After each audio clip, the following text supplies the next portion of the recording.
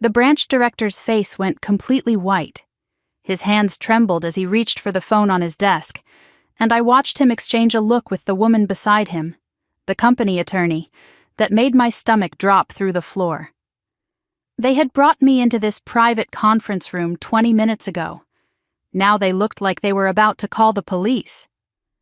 "Miss Lawson," the director said, his voice careful and controlled, "I need you to understand the seriousness of what I am about to tell you. This policy is active. The claim value is approximately $1.8 million. I could not breathe. I could not think. $1.8 million. From an insurance policy my sister had thrown in the trash 3 days ago. "But there is a problem," he continued. "Someone has been trying to steal it from you for the past 3 years. He placed a folder on the table between us, opened it, pointed to a signature line on a form that had been rejected and stamped in red ink. "Do you recognize this name? Ashley Lawson. My sister. My own sister. She had called this policy worthless garbage. She had laughed when she threw it away at our grandmother's funeral reception, tossing it into the trash like a used napkin. Turns out some garbage is worth more than our entire family ever had, and someone was willing to commit fraud to take it. But I am getting ahead of myself. Let me start from the beginning. My name is Brittany Lawson. I am 33 years old, and until that morning at the insurance company, I thought the most exciting part of my week would be convincing my landlord to finally fix the leak under my kitchen sink. I work as an administrative assistant at a regional logistics company in Cleveland, Ohio, Henderson and Cole Services. You have never heard of it. Nobody has. We process shipping invoices and pretend that matters. The job is not glamorous. The pay is modest. My car is a 10-year-old Honda Civic with a dent in the passenger door that I have been meaning to fix for 2 years. My apartment is small, clean, and quiet, with a view of a parking lot and walls thin enough to hear my neighbor's television every night. I eat lunch at my desk most days. I meal prep on Sundays. I read paperback mysteries before bed and fall asleep by 10. I live a quiet life. Some people would call it boring. I call it stable. But there is one thing about me that has always caused problems in my family. I read everything. Contracts, receipts, fine print, terms and conditions, the paragraphs of tiny text that everyone else scrolls past without a second thought. I ask questions when numbers do not add up. I keep records. I do not sign anything without understanding exactly what I am agreeing to. At work, I am the one who catches invoice errors, spots missing signatures, notices when dates do not match. My coworkers think it is useful. They call me the detail queen, and they mean it as a compliment. My family thinks it is annoying. They call me paranoid, suspicious, difficult. I call it paying attention. I did not know it then, standing in that insurance office with my world turning upside down. But this habit, this annoying, paranoid, difficult habit, was exactly why my grandmother chose me. In my family, there are 2 daughters, the golden one and the other one. I am the other one. I have always been the other one. Growing up, my sister Ashley was the performer. School plays, dance recitals, student council president, homecoming court, the works. She learned early that attention was currency, and she collected it like other kids collected stickers. Every room she walked into became her stage. Every conversation became her spotlight. I was the quiet one. Good grades, no trouble, no drama. I did my homework, kept my head down, and tried not to take up too much space. Teachers forgot my name by the end of the semester. My mother forgot my birthday twice. Not forgot, exactly. She remembered eventually. She just remembered Ashley's first. There is a specific memory that I carry with me, even now, my 16th birthday. I came home from school expecting something, anything, and found the house empty. No cake, no decorations, no card on the table. My mother had taken Ashley shopping for a dress for some school event and lost track of time. She apologized later, said she got confused with dates. But 3 months later, Ashley turned 14, and there was a catered party in our backyard with 50 guests and a custom dress and a photographer. My mother never confused Ashley's dates. I learned something important that year. I learned that some people are seen and some people are invisible. And I learned which one I was. I was not angry about it anymore. Not really. I had made peace with being the background daughter, the one who showed up and did the right thing, and never asked for anything because asking meant being disappointed. I had built a life that did not depend on their approval. I had my apartment, my job, my routines. Or so I thought. The thing about being invisible is that you learn to watch. You see things that people who are being watched never notice. You catch the glances, the whispers, the tiny betrayals that happen in plain sight because no one thinks you are paying attention. I saw how Ashley looked at our grandmother when she thought no one was watching, calculating, measuring, like she was trying to figure out what she could get. And I saw how our grandmother looked back, sharp eyes that missed nothing. Waiting. My grandmother was Margaret Lawson. She was 82 years old when she died, and she was the only person in my family who ever made me feel like I existed. She was a widow, had been for decades. My grandfather Franklin passed away before I was born, so I never knew him except through photographs and the stories Margaret told. She lived alone in a small Cape Cod house in Lakewood, a suburb just west of Cleveland, with a garden she maintained herself until her hip gave out last year. Margaret was a retired bookkeeper. She had worked for a manufacturing company for 35 years, tracking numbers, balancing ledgers, finding discrepancies that other people missed. Numbers were her language. She used to say she could smell a math error from across the room. Everyone assumed she had nothing, just an old woman living on Social Security and whatever savings she had scraped together. She dressed simply. She drove the same car for 15 years. She clipped coupons from the Sunday paper and brought her own bags to the grocery store. She never asked anyone for money. She never complained about being broke. She paid her bills on time every time, and if you asked her how she was doing, she would smile and say she was doing just fine. Looking back, I should have wondered how. I visited her once a month, sometimes more. Not because anyone asked me to or expected me to, but because I wanted to. We would sit in her small kitchen with cups of tea between us, and she would ask me about my life. Not my job, not my plans, not whether I was seeing anyone. My life. How I was feeling, what I was thinking, what made me happy. She never compared me to Ashley. She never asked why I was not married or promoted or more successful. She just listened. And when I talked, she looked at me like what I was saying actually mattered. Over the past year, she had started saying things that seemed strange at the time. Small comments that I did not know how to interpret. She would look at me with those sharp eyes and say things like, "You are the careful one, Brittany. That is rare." Or, "Most people believe what they want to believe. You believe what you can prove." I thought it was just grandmother wisdom. The kind of thing old people say when they are feeling philosophical. Then, 2 months before she died, she said something I could not forget. I was visiting her at the house, sitting in her kitchen like always, and she reached across the table and took my hand. Her grip was surprisingly strong for a woman her age. Her eyes locked onto mine, and she said, "When I am gone, they will tell you I left nothing. Don't believe them." I asked her what she meant. She just smiled, that knowing smile that always made me feel like she could see right through me. "Promise me you will come when they call you, and promise me you will not believe everything they tell you." I promised. I did not understand why, but I promised. The phone call came on a Tuesday night. I was in my apartment making dinner, nothing special, just pasta with jarred sauce and whatever vegetables were about to go bad in my refrigerator. The television was on in the background, some reality show I was not really watching, and my phone buzzed on the counter. My mother's number. I almost did not answer. Calls from Karen were rarely good news.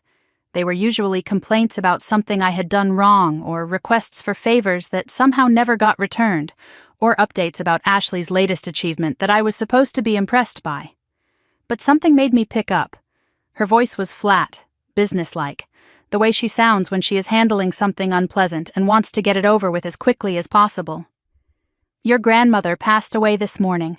The funeral is Thursday at 2. Greenwood Chapel. Do not be late. Click. The call ended. No, I am sorry. No, are you okay? No, I know you loved her. Just logistics. Scheduling. Do not be late. That was my mother's way of handling death. Handle it like an appointment. Move on.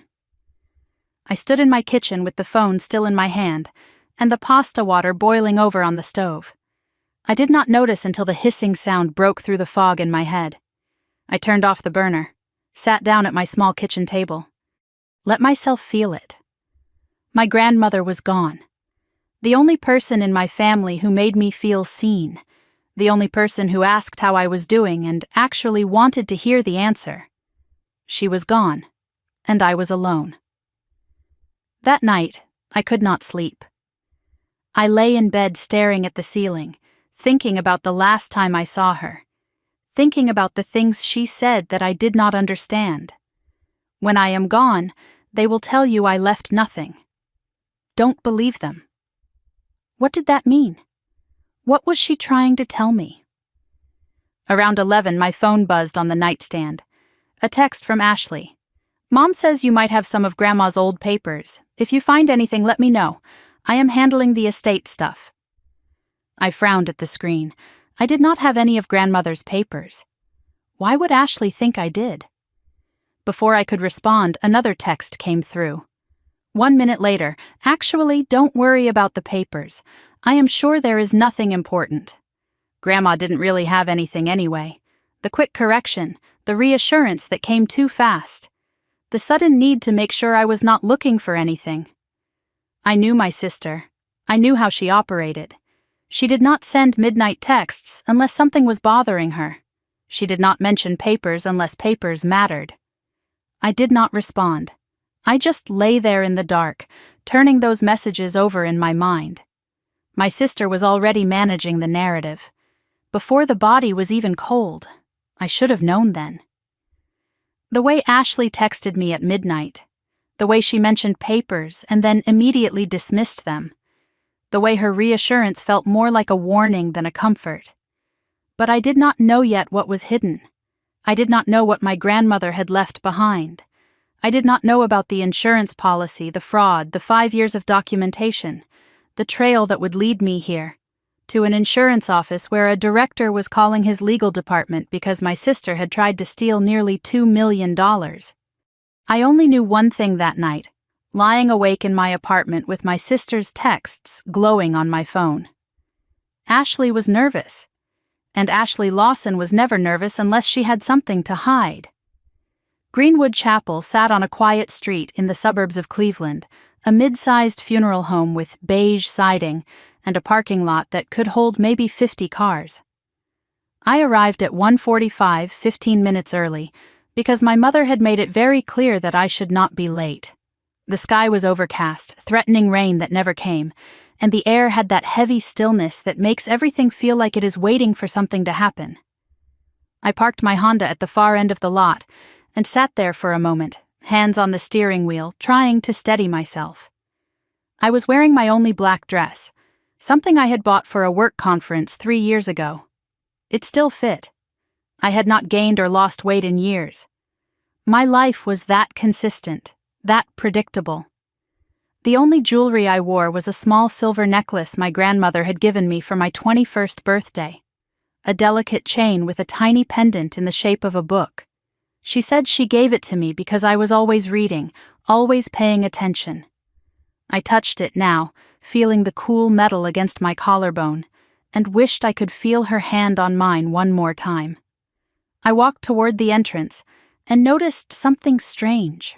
No one was crying outside. No one was hugging. People stood in small clusters near the door, checking their phones, glancing at their watches, talking in low voices about things that had nothing to do with grief. It felt less like a funeral and more like a mandatory company meeting. Everyone was there because they had to be, not because they wanted to be. My mother stood at the entrance, greeting people with a practiced smile that did not reach her eyes. She was dressed impeccably, black suit, pearl earrings, hair freshly done at the salon. She looked like she was hosting a charity fundraiser, not burying her mother-in-law. When I approached, Her smile did not change. Not warmer, not colder. Just the same professional expression she gave everyone else. "You are here. Good. Sit toward the back. Ashley needs the front row for family. No hug. No acknowledgement that we were both grieving the same woman. Just instructions, delivered like I was a guest who needed to be managed." I walked inside without responding. There was nothing to say. The chapel was modest but clean. Wooden pews, soft lighting, generic flower arrangements in shades of white and pale pink. At the front of the room, a photograph of my grandmother sat on an easel beside the closed casket. It was a formal portrait from years ago, the kind they take at department stores. She looked stiff in it, uncomfortable. It was not how I remembered her at all. The casket was closed. My mother's decision. More dignified, she had said when someone asked. I had wanted to see my grandmother one last time, to say goodbye to her face instead of a wooden box. I was not asked. I found a seat in the back row, alone, and watched the room fill up. Distant relatives I saw once a year at holidays, neighbors from my grandmother's street, a few people I did not recognize at all. Everyone moved quietly, speaking in hushed voices, waiting for the service to begin. 10 minutes before 2, the side door opened, and Ashley made her entrance. She was wearing a black designer dress that probably cost more than my monthly rent. Her makeup was subtle but perfect, applied in a way that made her look tragic and beautiful at the same time. She walked slowly, dabbing at her eyes with a tissue, every movement calibrated for maximum impact. Every head turned, every eye followed her to the front row. My sister did not walk into rooms, she made entrances. Ashley hugged our mother tightly, a long embrace that lasted exactly long enough for everyone to see how close they were. She whispered something that made Karen nod with visible emotion. Then she turned to greet the other relatives, each interaction perfectly measured. A hug for Uncle Robert that lasted 3 seconds, a gentle hand on Aunt Patricia's shoulder with a sad smile, a brave nod to the neighbors who offered their condolences.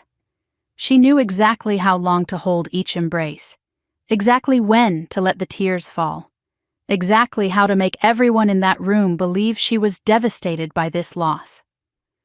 I watched from the back row and thought about the last time Ashley had actually visited our grandmother. 6 months ago.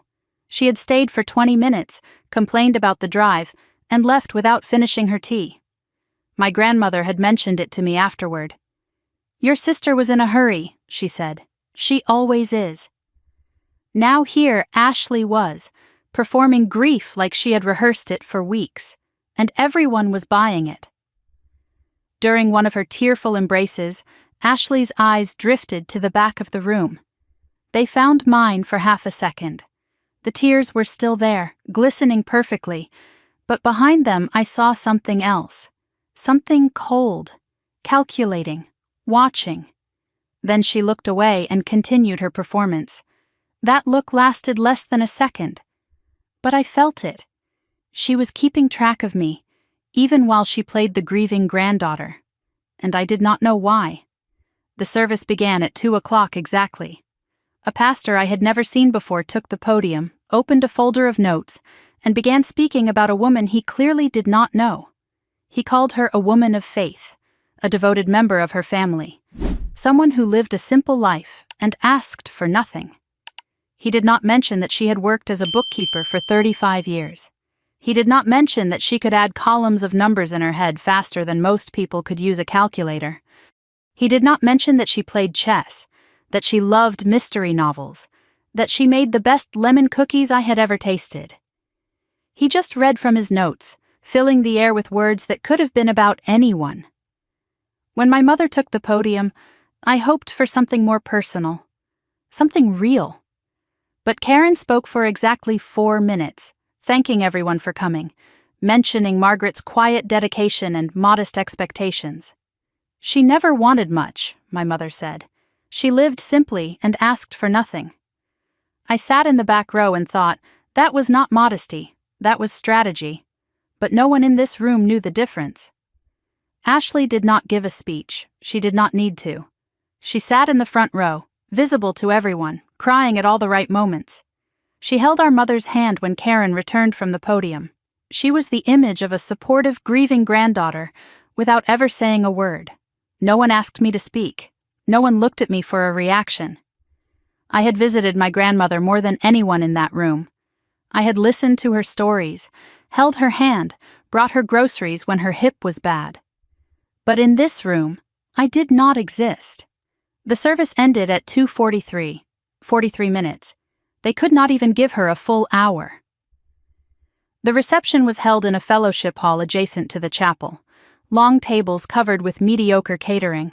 Dry sandwiches, store-bought cookies, coffee that tasted like it had been sitting in the pot since morning. My grandmother would have hated it. She made everything from scratch. I stood near the back of the room with a paper plate of food I was not going to eat, watching the crowd mill around and waiting for permission to leave. A few distant relatives approached me with brief condolences and awkward small talk. "Sorry for your loss. She was a good woman. Are you still working at that company?" No one really wanted to know. They were just filling silence. I was about to make my escape when I noticed something across the room. Ashley and my mother, huddled together near the coffee station, speaking in voices too low for anyone else to hear. Their heads were close together, their expressions serious. I moved toward them without thinking, staying behind a large floral arrangement so they would not see me. I stopped when I was close enough to hear.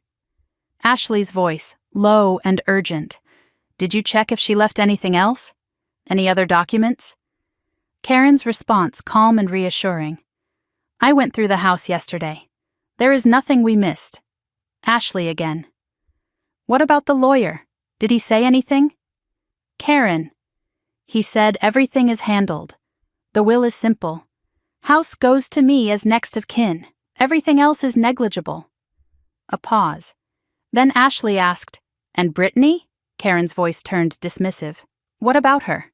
Margaret did not have anything to leave anyone. Another pause. Then Ashley, quieter. "Good. Let's keep it that way." They moved apart, returning to their separate performances, and I stood behind the flowers with my heart beating faster than it should have been. They were not grieving. They were securing.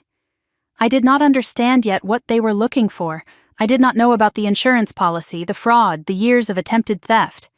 But I knew that something was wrong. The urgency in Ashley's voice. The careful way Karen reassured her. The relief when they agreed that everything was handled. They were protecting something, or hiding something, and they did not want me anywhere near it. I was still processing what I had heard when an older man approached me. Late 60s, silver hair, wearing a suit that was expensive but not flashy. He moved with purpose, his eyes scanning the room before settling on me. "Miss Lawson? Brittany Lawson?" I nodded, unsure who he was. He stepped closer, positioning himself so his back was to the room, so no one could see our conversation. "I am Harold Brennan," he said quietly. "I was your grandmother's attorney for the past 12 years. My grandmother had an attorney? I did not know she had an attorney. Most people did not, he said. She preferred it that way. He glanced over his shoulder, checking that Ashley and Karen were not watching, then reached into his jacket and pulled out an envelope. Old, yellowed, the edges worn soft with age. "Your grandmother gave me very specific instructions. I was to wait until the funeral, find you personally, and give you this." He pressed the envelope into my hands. She was very clear that it should go only to you, no one else. I looked down at the envelope, feeling its weight. Something was inside. Folded papers, documents of some kind. "She said you would know what to do with it," Harold continued. His voice was barely above a whisper now. "And she told me to remind you of something. Papers do not lie. People do." Before I could ask any questions, he straightened up and stepped back. "Your grandmother trusted you, Miss Lawson. Do not let her down." Then he turned and walked away, disappearing into the crowd like he had never been there at all. I stood alone, holding the envelope, my mind racing. What was this? Why me? Why the secrecy? I started to open it, curiosity overwhelming caution, when a hand shot out and snatched it from my grip. Ashley. She had crossed the room without me noticing, moving with that predatory focus I had seen glimpses of my whole life. Her eyes were locked on the envelope, scanning it, evaluating it. What is this? Her voice was too casual, too controlled. Before I could answer, she pulled out the contents. Old papers, yellowed with age. She flipped through them quickly, her expression shifting from suspicion to something that looked almost like relief. An old insurance policy? She laughed, but it was not a real laugh. Grandma kept so much junk. She probably forgot she even had this. She looked at me with something that was supposed to be pity but felt more like dismissal. These things expire, you know. It is worthless. Harold Brennan gave it to me, I said. He said Grandma wanted me to have it specifically. Ashley's eyes flickered at the mention of Harold's name. Just for a moment. Then she recovered. Harold who? Some random lawyer? Grandma did not have a lawyer. She was barely getting by on Social Security. There is no money here, Brittany. Trust me. She turned and walked to the nearest trash can. Without hesitation, she dropped the envelope and its contents inside. Do not waste your time on expired papers. She kept them for sentimental reasons. Old people do that. They hold on to things that do not matter anymore. She looked at me with that pitying smile again, but underneath it, I saw something else. Relief. Like a weight had been lifted from her shoulders. My mother appeared beside her, drawn by some invisible signal. What was that about? Ashley shrugged. Nothing, just some old papers Brittany found. I threw them out. Karen nodded approvingly, then turned to me with tired impatience.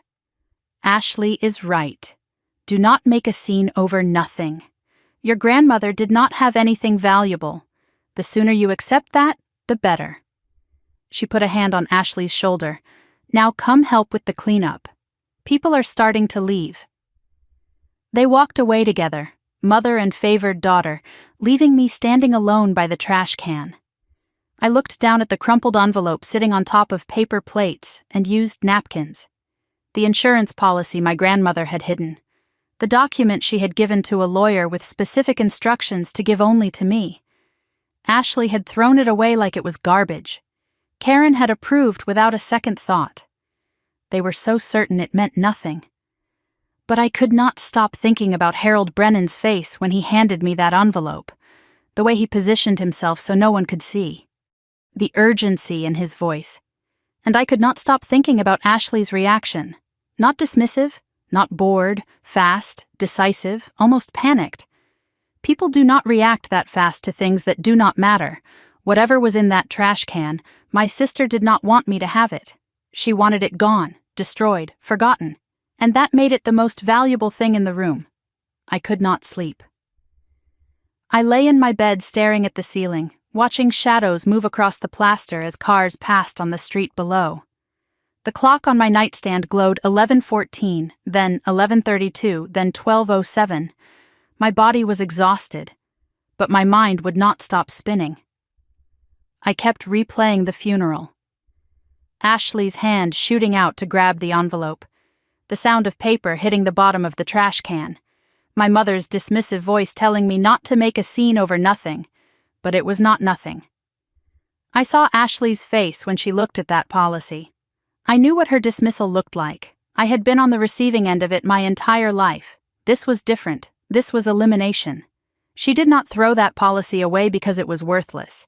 She threw it away because she needed it to disappear. The speed of it, the decisiveness. No hesitation, no second thought, just a straight line from her hand to the trash. People do not react that fast to things that do not matter. They shrug, they set it aside, they forget about it. Ashley did not forget. Ashley eliminated. And I could not stop thinking about Harold Brennan, the way he found me specifically, the way he positioned himself so no one could see our conversation, the careful, deliberate way he handed me that envelope and told me my grandmother wanted only me to have it. Papers do not lie, he said.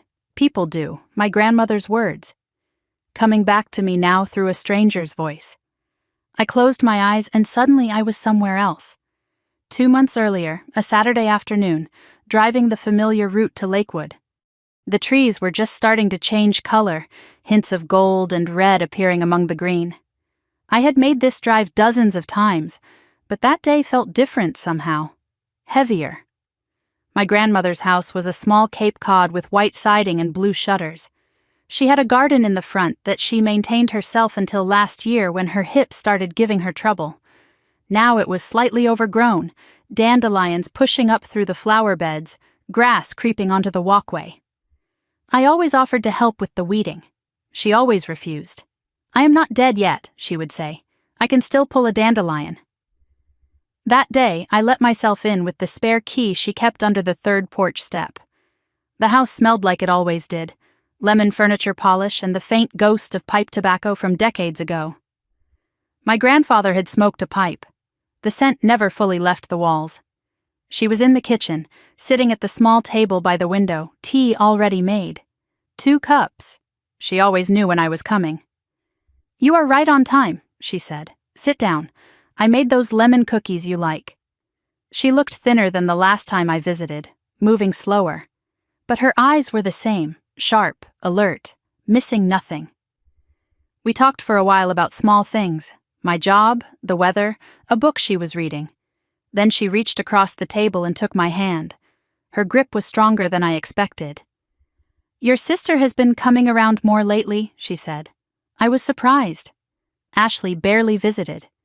Maybe twice a year, and only when she needed something. "She has been helping me with paperwork," my grandmother continued, very eager to help. There was something in her voice. An edge, almost sarcastic. She thinks I do not notice things anymore, that I am too old to pay attention. She paused, those sharp eyes locked onto mine. "I notice everything, Brittany. I did not know what to say." I waited. I have watched this family for 82 years. I know who is real and who is performing. Your sister performs. She always has. Even as a little girl, she knew how to make people see what she wanted them to see. She squeezed my hand tighter. "But you are different. You look for what is true. That is why I need you to remember something." I leaned closer, hanging on every word. "When I am gone, they will tell you I left nothing, that everything is handled. Do not believe them." "Grandma, what do you mean?" She smiled, that knowing smile that always made me feel like she could see right through me. "Papers do not lie, Brittany. People do. Whatever they give you, whatever they tell you to throw away, look at it first. Really look." I asked her to explain. She just patted my hand. "You will understand when it matters." I opened my eyes.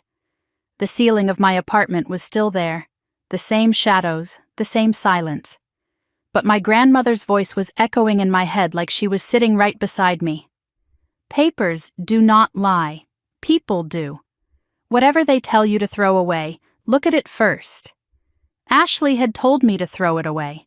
Ashley had thrown it away herself, right in front of me, without even reading it properly. The clock read 3:47 in the morning. I had not slept at all. Part of me said I was being paranoid. Ashley was right. Old people keep worthless papers. Insurance policies expire.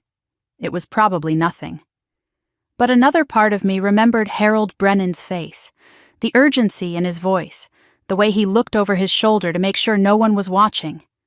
My grandmother had kept that policy for a reason. She had hidden it with a lawyer for 12 years and given specific instructions for it to come to me.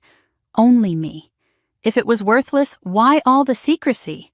Why the specific instructions? Why did Ashley need it gone so fast?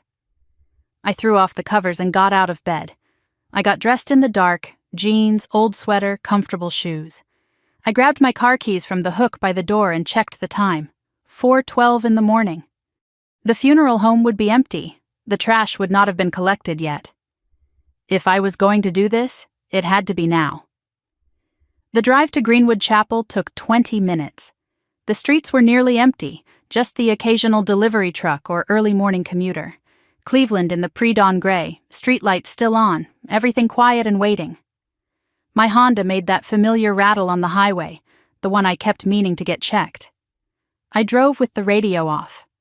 I needed to think. I arrived at the funeral home just as the first light was breaking over the horizon. The parking lot was empty except for one car near the back entrance, probably night security or a custodian. I parked at the far end, near the service entrance I remembered from the reception. Sat in the car for a moment, heart pounding, questioning every decision that had led me here. This was either the smartest thing I had ever done or the most ridiculous. Only one way to find out. I got out of the car and walked quickly toward the side of the building. The service entrance was near the kitchen. I remembered seeing staff come in and out during the reception, carrying trays and trash bags. There was a large dumpster against the wall. Green metal, lid closed but not locked. No one around, no one watching. I stood there for a moment, looking at that dumpster, thinking about what I was about to do. Here I was, 33 years old, college degree, steady job, about to climb into a dumpster at 4:30 in the morning like some kind of raccoon in business casual. My grandmother would have been proud, or horrified, possibly both. I hoisted myself up, swung one leg over the edge, and dropped inside. The smell hit me immediately. Stale food, coffee grounds, wilted flowers from the arrangements. Not as bad as I expected, but not pleasant either. The bags from the reception were right on top, black plastic bulging with the remains of a funeral no one really cared about. I tore open the first bag. Napkins, paper plates, half-eaten sandwiches, nothing. Second bag, more of the same. Crushed coffee cups, plastic forks, crumpled programs with my grandmother's face on the cover. Third bag. There. The yellow envelope, crumpled but intact. The insurance policy still inside, pages bent but readable. I pulled it out and held it against my chest like it was something precious. For a moment I just stood there in that dumpster, surrounded by garbage, holding my grandmother's last gift. It smelled like old coffee and regret. But it was mine. I climbed out, brushed myself off, tucked the envelope inside my jacket, and walked back to my car without looking back. By the time I got home, the sun was up. 5:45 in the morning, golden light streaming through my kitchen window. I spread the policy out on the table and finally looked at it properly. Midwest Mutual Life Insurance Company. Policy number 7749 ML 1989. Original issue date 35 years ago. Policyholder Margaret Eleanor Lawson. This policy was older than me. I flipped through the pages carefully. The original policy, several pages of formal language and small print. Multiple amendment pages attached, changes made over the years, beneficiary designation forms, updated periodically, premium payment records showing continuous payments, month after month, year after year. My grandmother had paid into this policy for 35 years, never missed a payment. I turned to the most recent beneficiary designation, dated 14 months ago. Sole beneficiary, Brittany Ann Lawson. I stared at my own name, read it again, read it a third time, sole beneficiary. Not Ashley, not Karen, not split between us, just me. But something was wrong. Some of the pages looked different. Newer paper mixed with old. One beneficiary form had a signature that did not look right. My grandmother's handwriting was distinctive. Small, precise, slightly slanted to the left. I had seen it my whole life on birthday cards, grocery lists, notes left on the kitchen counter. This signature was similar but not quite right.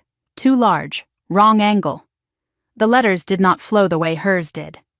I kept flipping through the pages, found another form dated 2 years ago. This one listed the beneficiary as Ashley Marie Lawson, but it was marked in red ink, rejected. Signature verification failed. Original policyholder verification required. Someone had tried to change the beneficiary to Ashley, and the insurance company had rejected it. I sat back in my chair, mind racing. This policy was not worthless. It was contested. Someone had been trying to steal it, and my grandmother had stopped them. I looked at the policy value line, but the old format made it hard to read. I needed to take this to the insurance company. I needed to know exactly what I was looking at. My phone buzzed on the table. I had forgotten it existed. Text from Ashley. 6:17 in the morning. Mom said you were asking about Grandma's papers at the funeral. I told you there is nothing there. Just let it go. Some things are better left alone. 6 in the morning. Ashley never woke up before 9. She was already awake, already thinking about this, already worried. Another text came through 1 minute later. I am just looking out for you, Britt. Do not waste your time on Grandma's old junk. Trust me, okay? There is nothing worth finding. The use of Britt. Ashley's fake affectionate nickname for me. She only used it when she wanted something. I did not respond. My sister was nervous enough to text me at 6 in the morning. Nervous enough to use the nickname she thought would soften me up. Nervous enough to tell me twice that there was nothing worth finding. Which meant there was definitely something worth finding. I gathered the policy pages carefully and placed them back in the envelope. Opened my laptop and searched for Midwest Mutual Life Insurance. Company still exists. Regional carrier, headquarters in Columbus, branch office in Cleveland. Hours, Monday through Friday, 8:30 to 5. Today was Friday. If I left now, I could be there when they opened. I showered quickly, changed into professional clothes, put the envelope in my good leather bag, checked my reflection in the mirror. I looked tired. I looked determined. I looked like a woman about to fight for something. I just did not know yet how big the fight would be. I got in my car, started the engine. One more text from Ashley. Brittany, hello? Why are you not answering? I turned my phone to silent and pulled out of the parking lot. For the first time in my life, my sister wanted my attention. She was about to get more of it than she ever wanted. The drive to Cleveland took 45 minutes in light traffic. I kept my hand steady on the wheel and my eyes on the road, but my mind was somewhere else entirely. The envelope sat on the passenger seat beside me, and I kept glancing at it like it might disappear if I looked away too long. I had barely slept. Maybe 2 hours total, broken up by dreams I could not remember, and a restless anxiety that would not let me stay still. Now I was running on coffee and adrenaline, driving toward answers I was not sure I wanted to find. The Midwest Mutual Life Insurance branch office was in a commercial district on the east side of the city. Modern building, glass and steel, corporate landscaping with trimmed hedges and decorative stones. The kind of place that wanted you to feel like your money was safe. I parked in the visitor lot at 8:23, 7 minutes before they opened. Sat in my car and watched employees trickle in through the front entrance, coffee cups in hand, badges clipped to their belts. I told myself not to expect anything. Even if the policy was valid, it was probably worth a few $1,000s. Maybe enough to cover funeral costs. Maybe enough for a modest savings. I was not doing this for money. I was doing this for truth. My grandmother wanted me to find something. She had hidden this policy, protected it, left specific instructions for it to come to me. I owed her at least the effort of looking. At 8:31, I got out of the car, grabbed my bag with the envelope inside, and walked toward the entrance. Whatever happened next, there was no going back. The lobby was corporate clean in that way insurance companies always are. Marble floors polished to a shine, potted plants that might have been real or might have been very convincing fakes, soft music playing from hidden speakers, something instrumental and forgettable. The reception desk was staffed by a young woman with a professional smile and a nameplate that read, Jennifer. A few other customers sat in chairs along the wall, filling out forms or waiting for appointments. Everything looked normal. Everything felt routine. Good morning, Jennifer said as I approached. How can I help you today? I pulled the envelope from my bag. I would like to inquire about a life insurance policy. My grandmother passed away recently, and I am listed as the beneficiary. I would like to verify the policy status. Jennifer's smile stayed in place, professional sympathy layered on top. I am so sorry for your loss. Is this regarding a new claim or an existing policy? Existing. From a long time ago. She took the envelope and examined the contents, noting the age of the paper with a raised eyebrow. This is quite an old policy. Let me pull it up in our system. She turned to her computer and typed in the policy number. I watched her face, looking for any reaction, any sign that something was unusual. At first, nothing, just routine keystrokes. The click of her mouse, the hum of the computer processing. Then her fingers stopped moving. Her smile faded, just slightly. She leaned closer to her screen, scrolled down, scrolled back up. Her eyebrows drew together. "That is strange," she murmured, more to herself than to me. "Is something wrong?" She looked up, her expression carefully neutral now. The warmth was gone. "Could you excuse me for just one moment? I need to speak with someone." She did not wait for me to answer. She stood up quickly and walked toward a back hallway, disappearing through a door marked "Employees Only." I stood at the reception desk alone, my heart beating faster than it should have been. The other customers kept filling out their forms. No one noticed anything unusual. But I noticed. Something had changed. 5 minutes passed. Then 10. Jennifer did not return. Another receptionist came out and helped the other customers, but she avoided eye contact with me. I stood there trying to look calm, feeling anything but. Finally, a door opened down the hallway. A woman emerged and walked toward me with purpose. Mid-40s, tailored blazer, reading glasses pushed up on her head. She moved with authority, heels clicking on the marble floor. Her name badge read, "Claire Donovan, Senior Claims Specialist." "Miss Lawson?" She extended her hand. "I am Claire Donovan. I handle complex claims for our branch." Her handshake was firm, professional, but her eyes were studying me carefully, assessing something I could not identify. "Would you mind coming with me? I would like to discuss your grandmother's policy in private. Is there a problem with the policy?" She paused for just a fraction too long. "There are some details we need to review. It would be better to discuss them somewhere more comfortable." I followed her down the hallway, past cubicles where people pretended not to stare.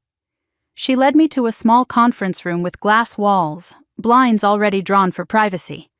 A table with 4 chairs, a pitcher of water, notepads arranged precisely. "Please, have a seat." "Can I get you anything? Water? Coffee?" I sat down across from her.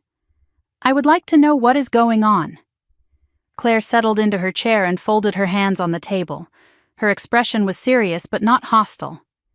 "Miss Lawson, I need to verify some information first. This is standard procedure for claims of this nature." "What nature?" She did not answer directly. Instead, she opened a folder she had brought with her. "May I see your driver's license?" I handed it over. She compared it to something in her folder, checking details I could not see. "Your full legal name is Brittany Ann Lawson?" "Yes." "Date of birth? March 15th, 1992.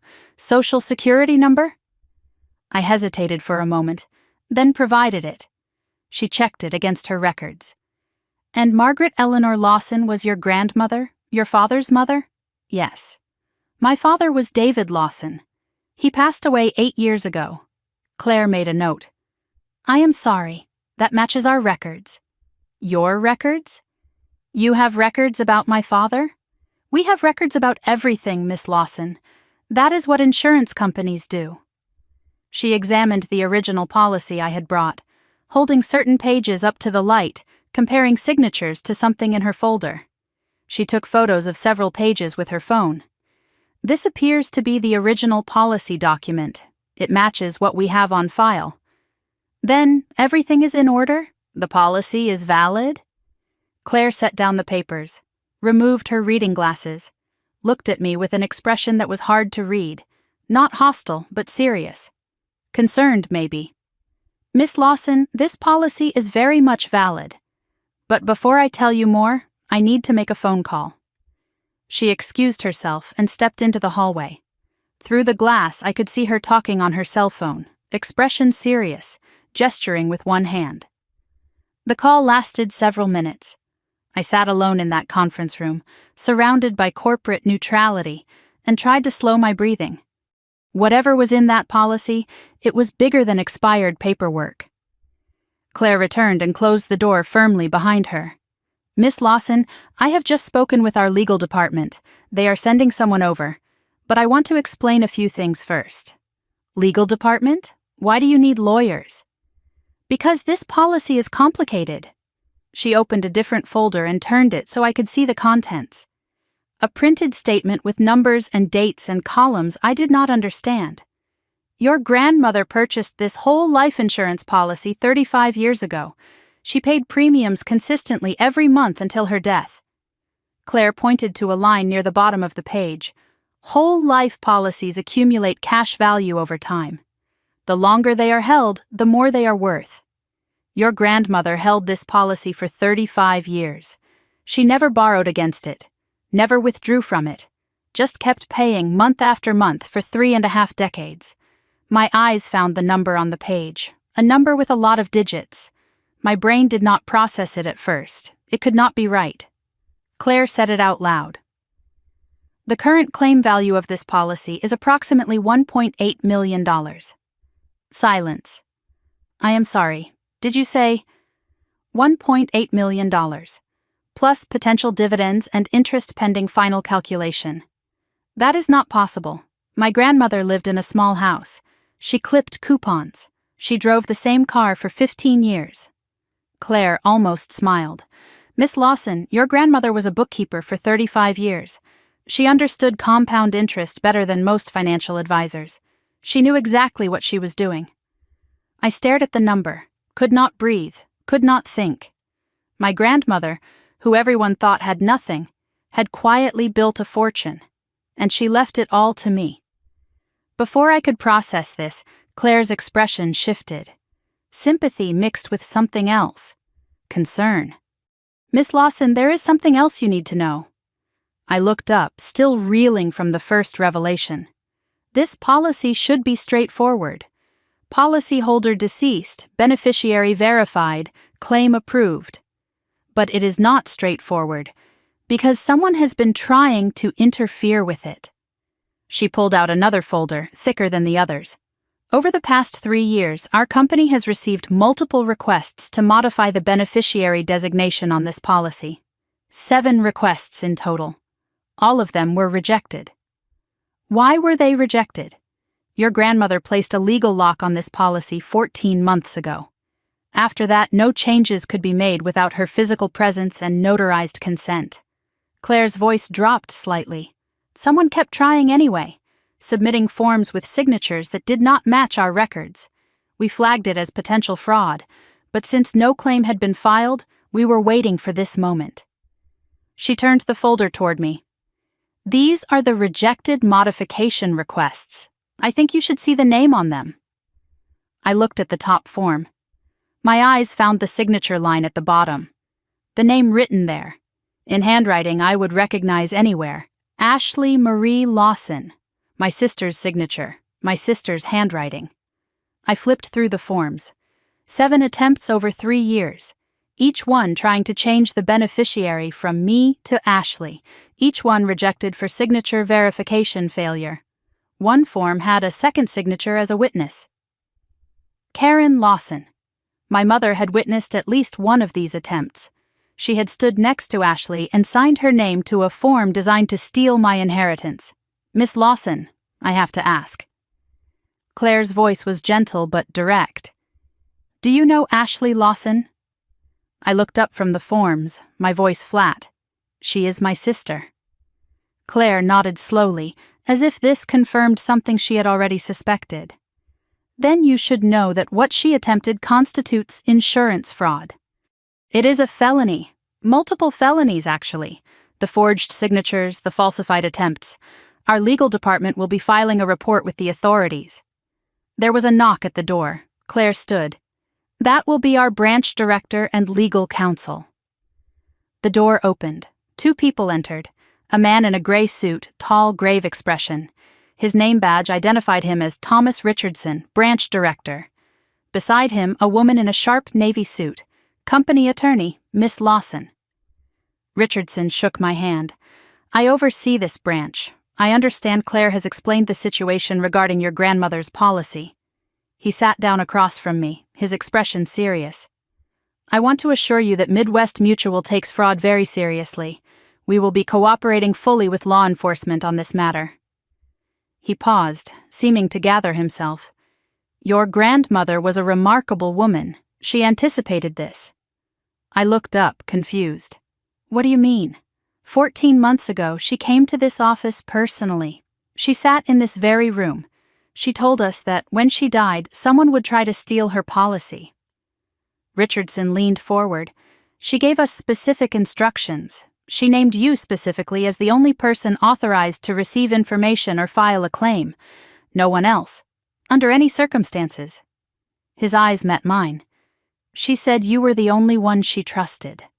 I sat in that conference room, surrounded by lawyers and insurance executives, and felt something shift inside me. My grandmother had come here. She had prepared for this. She had named me specifically because she knew what Ashley would try to do. She spent the last year of her life building a fortress around this policy, and she made sure I would be the one to defend it. I looked down at the forms with Ashley's signature.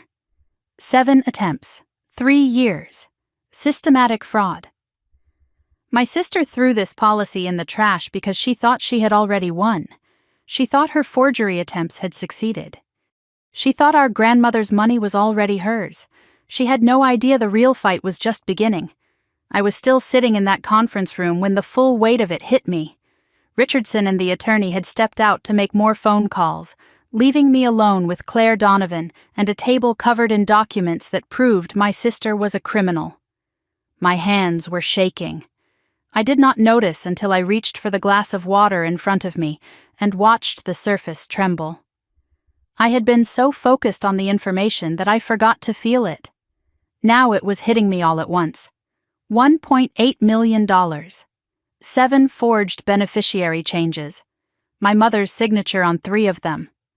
My family had been trying to rob my grandmother while she was still alive. Claire sat quietly across the table, giving me space. She did not push, did not rush me, just waited with the patience of someone who had seen this kind of devastation before. I know this is a lot to take in, she said finally. Most people who come in here are dealing with grief. You are dealing with grief and betrayal at the same time. I looked up at her. How long have you known? About the fraud attempts? We flagged the first suspicious form about 3 years ago, but without a filed claim there was little we could do except reject the requests and document everything. She paused. Your grandmother knew we were documenting. She asked us to. She called after every rejected form and confirmed that we were keeping records. She was building a case, Miss Lawson, and she wanted you to be the one to use it. My grandmother spent 3 years watching her own family try to steal from her, and she never said a word to me. She just prepared. I did not know whether to be grateful or heartbroken. Let me walk you through what we know, Claire said. She pulled out a timeline document and spread it across the table. 3 years ago, we received the first request to change the beneficiary from you to Ashley Lawson. The form included what appeared to be Margaret's signature, but our verification system flagged inconsistencies. What kind of inconsistencies? The slant was wrong, the pressure was different. Small things that most people would not notice, but our software is designed to catch them. She pointed to a section of the timeline. We sent a letter to Margaret directly, asking her to confirm the change in person or via notarized document. She called us the next day. She was very clear. She had not authorized any change. Claire traced her finger along the timeline. She asked us to reject the request and flag her account for additional scrutiny.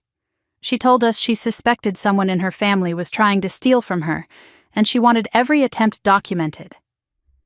I looked at the dates on the timeline. 7 attempts spread across 3 years. First year, Claire continued, 2 attempts, both rejected. Second year, 3 attempts, increasingly sophisticated forgeries. Third year, 2 more attempts, including one with a forged notary stamp. A forged notary stamp? Claire nodded, her expression darkening. The notary's name was Gerald Vance. When we contacted him, he said he had notarized documents for a young woman matching Ashley's description. But he never actually witnessed Margaret signing anything. He was told the elderly woman could not travel. She paused to let that sink in. He notarized based on copies and verbal assurances, which is illegal. He has since had his license revoked. Your sister did not just forge signatures, Miss Lawson. She corrupted other people into her scheme. I felt sick. My sister had not just tried to steal. She had built a system. She had lied to professionals, broken laws, dragged innocent people into her crimes. And my mother had helped. Your mother's signature appears as a witness on 3 of the 7 forms, Claire said, as if reading my mind. We cannot determine if she knew the signatures were forged, but her participation raises questions. I stared at the documents. My mother stood next to my sister and watched her forge my grandmother's name. Either she knew and helped, or she did not look closely enough to notice. I was not sure which was worse. The door opened and the company attorney returned. Patricia Wells, she introduced herself, sitting down beside Claire. Miss Lawson, I need to explain what happens next from a legal perspective. She opened her own folder, All Business. What your sister attempted constitutes insurance fraud under Ohio law. It is a felony. The forged signatures and falsified notarization add multiple forgery charges. If your grandmother had died before she locked the policy, and Ashley had successfully claimed the money, we would be looking at theft of nearly $2 million. She let that number hang in the air. As it stands, she is looking at attempted fraud, multiple counts of forgery, and potentially elder financial abuse. Elder financial abuse. The words made my stomach turn. My sister had tried to steal from an 82-year-old woman, her own grandmother. Midwest Mutual has a legal obligation to report suspected insurance fraud to the Ohio Department of Insurance, Patricia continued. From there, it typically moves to the county prosecutor's office. We will be cooperating fully with any investigation. She looked at me directly. You are not required to do anything. The company will file its report regardless. But if you choose to provide a statement or cooperate with investigators, it would strengthen the case. This is your decision. Take time to think about it. I nodded slowly, overwhelmed. She was asking me to help send my sister to prison. A week ago, that thought would have seemed impossible. Now, sitting in this room, looking at those forged signatures, it felt like the only option. I left the insurance office just after noon. 2 hours had passed since I walked in. It felt like 2 years. The sun was bright, too bright, and I squinted against it as I pushed through the doors and walked toward my car. I felt like I was emerging from underground, from some dark place where terrible secrets lived. I sat in the driver's seat but did not start the engine. Just sat there, breathing. I had come here hoping the policy was not expired. I left knowing I was a millionaire and my sister was a criminal. Neither of those things felt real yet. I looked at my phone.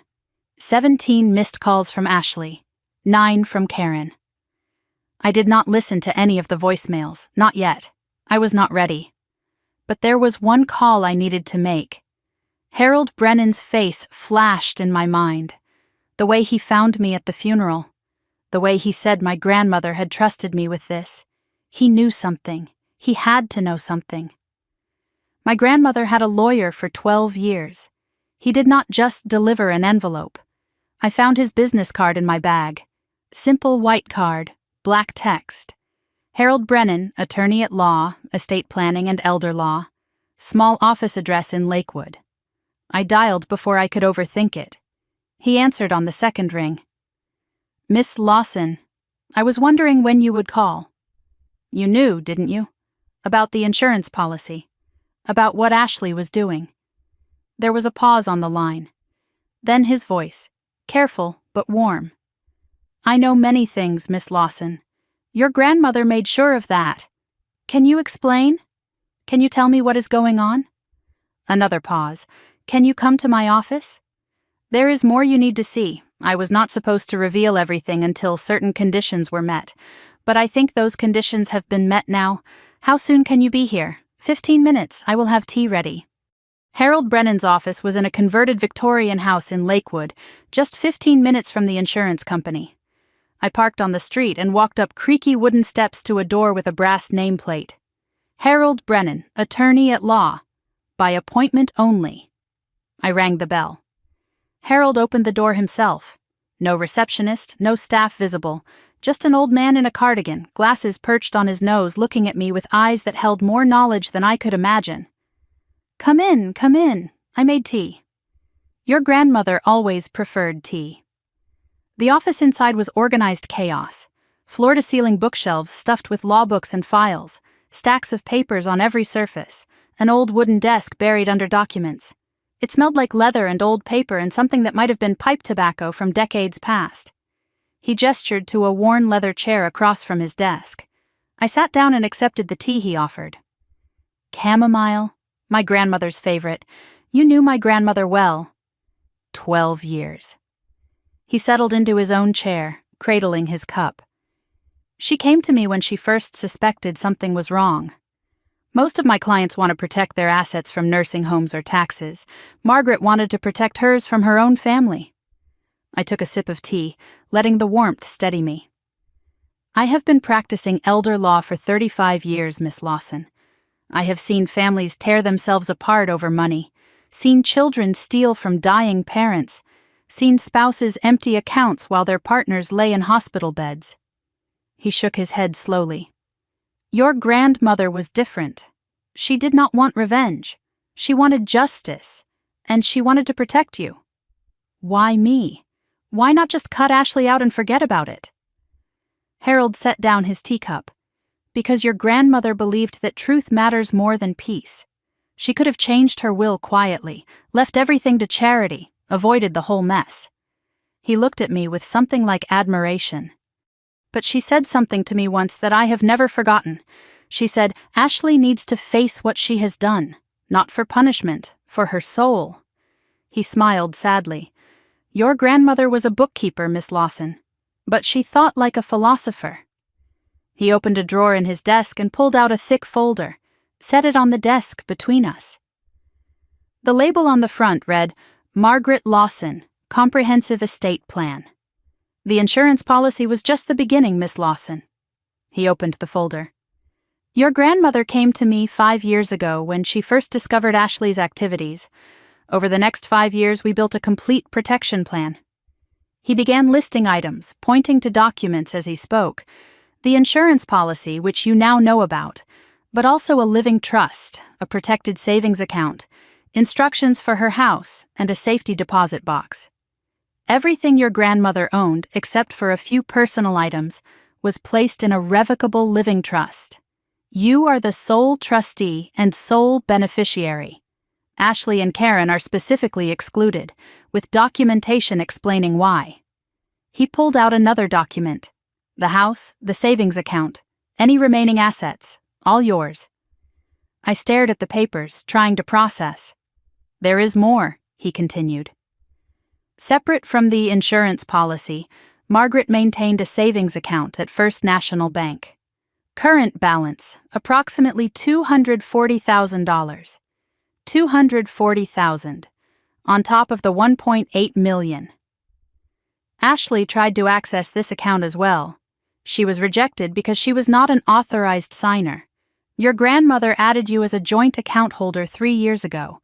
You may not have noticed. She said she did not want to worry you. I did not notice. I never looked at any joint accounts. I did not know I had any. Harold reached into the folder again and pulled out a small envelope. Inside was a brass key, old but well-maintained. This is the key to your grandmother's safety deposit box at First National Bank.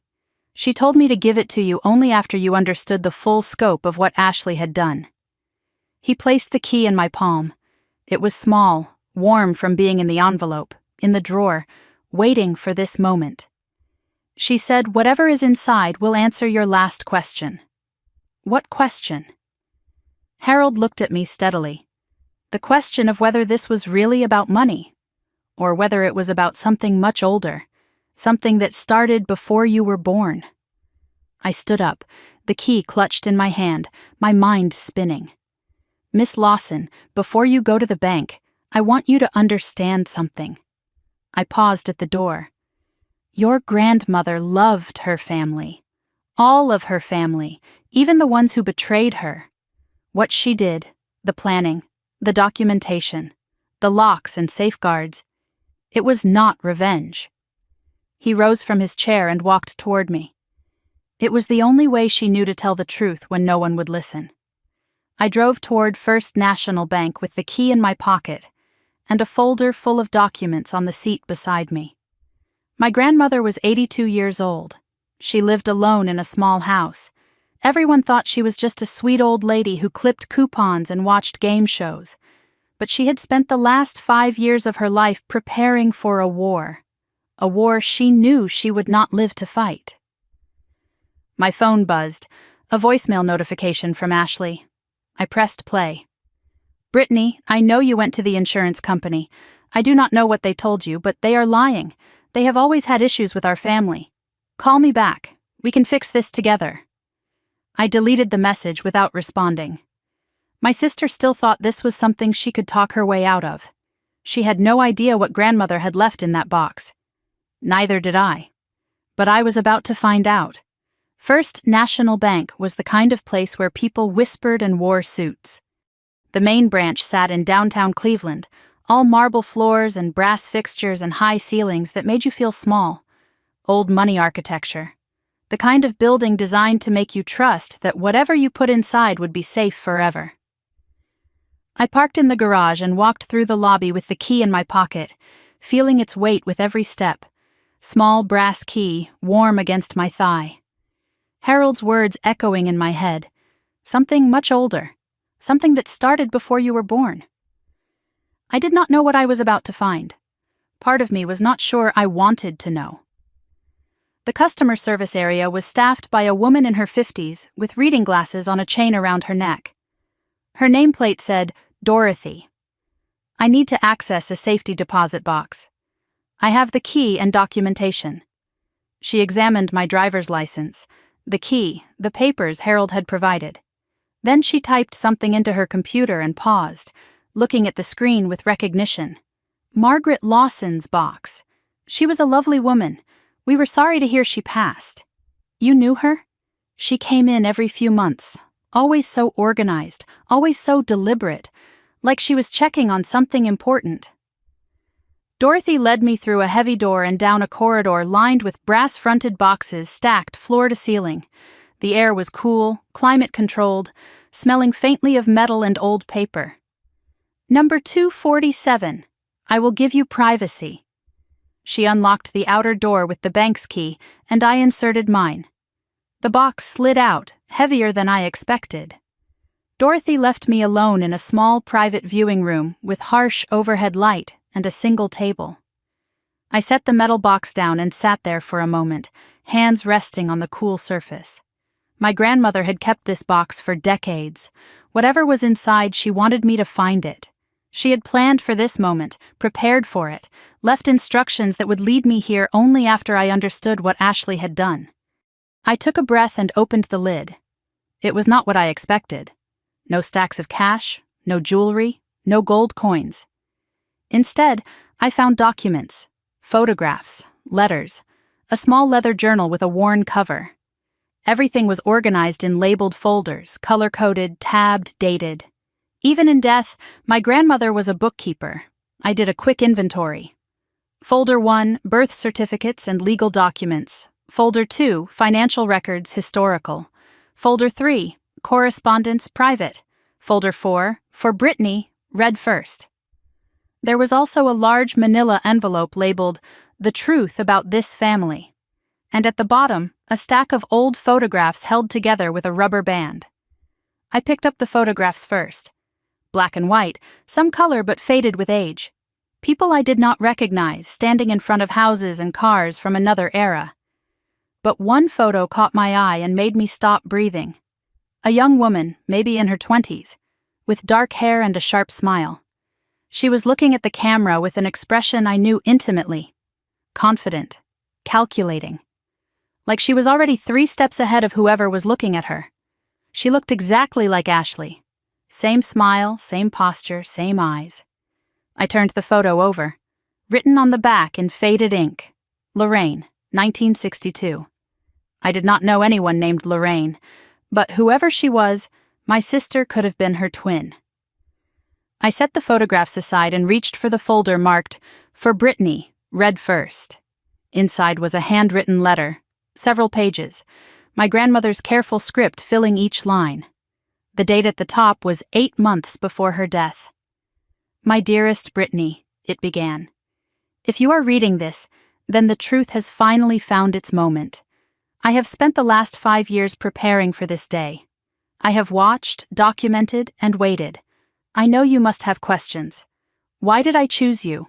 Why did I not just confront Ashley? Why did I let this happen? The answers are not simple. But you deserve to know everything. What I am about to tell you goes back 40 years, long before you were born." I kept reading, my grandmother's voice in my head as clear as if she were sitting beside me. "Your family has a history of secrets, Brittany. Secrets that shaped who we all became. I am going to tell you about Lorraine, your mother's sister, the one no one ever mentions. And I am going to tell you why Ashley is the way she is. It is not an excuse. But it is an explanation. Sometimes understanding the past is the only way to survive the present. I could have simply changed my will and died in peace. But that would not have been fair to you. You would have received the money without understanding why. And Ashley would have spent her life believing she was wronged. The truth is not just about justice. It is about freedom. Freedom from lies that poison families for generations. I want you to be free, Brittany. Free from the patterns that trapped the rest of us." The letter continued, her handwriting steady and sure. "I chose you because you are the only one in this family who values truth over comfort. Your mother chose comfort. Your sister chose greed. Your father, God rest his soul, chose silence. But you always asked the questions no one wanted to answer. That is not a flaw, sweetheart. That is a gift. Use it." At the bottom of the first page, she had written instructions. Read the documents in order. Start with the truth about this family. It will hurt. But you need to know. And when you are finished, you will understand why I did what I did. You will understand everything. I set the letter aside and reached for the large manila envelope. My hands were trembling slightly as I opened it. Inside were typed pages, newspaper clippings, legal documents, more photographs. A timeline of events spanning 40 years. The first document was a newspaper clipping from 1983. The headline read, "Local Woman Convicted of Elder Fraud." Below it was a photograph of Lorraine, the same woman from the earlier picture, now older, being led from a courthouse in handcuffs. The article explained that Lorraine Mitchell had been convicted of systematically stealing from elderly clients at a financial services company where she worked. She had forged documents, manipulated account information, drained savings accounts. The judge called her crimes calculated and predatory. She was sentenced to 4 years in prison. I stared at the clipping, my mind struggling to process. "Your mother had a sister," my grandmother had written in the margins. "An older sister. She has never mentioned her to you." I kept reading through the documents. After Lorraine's conviction, the Mitchell family had disowned her completely. Karen never spoke of her again, pretended she did not exist. Lorraine was erased from family history like she had never been born. She died in 2001, alone, estranged from everyone who had ever known her. "Your mother buried her own sister twice," my grandmother had written, "once in silence, once in the ground." But there was more. A letter from 1989.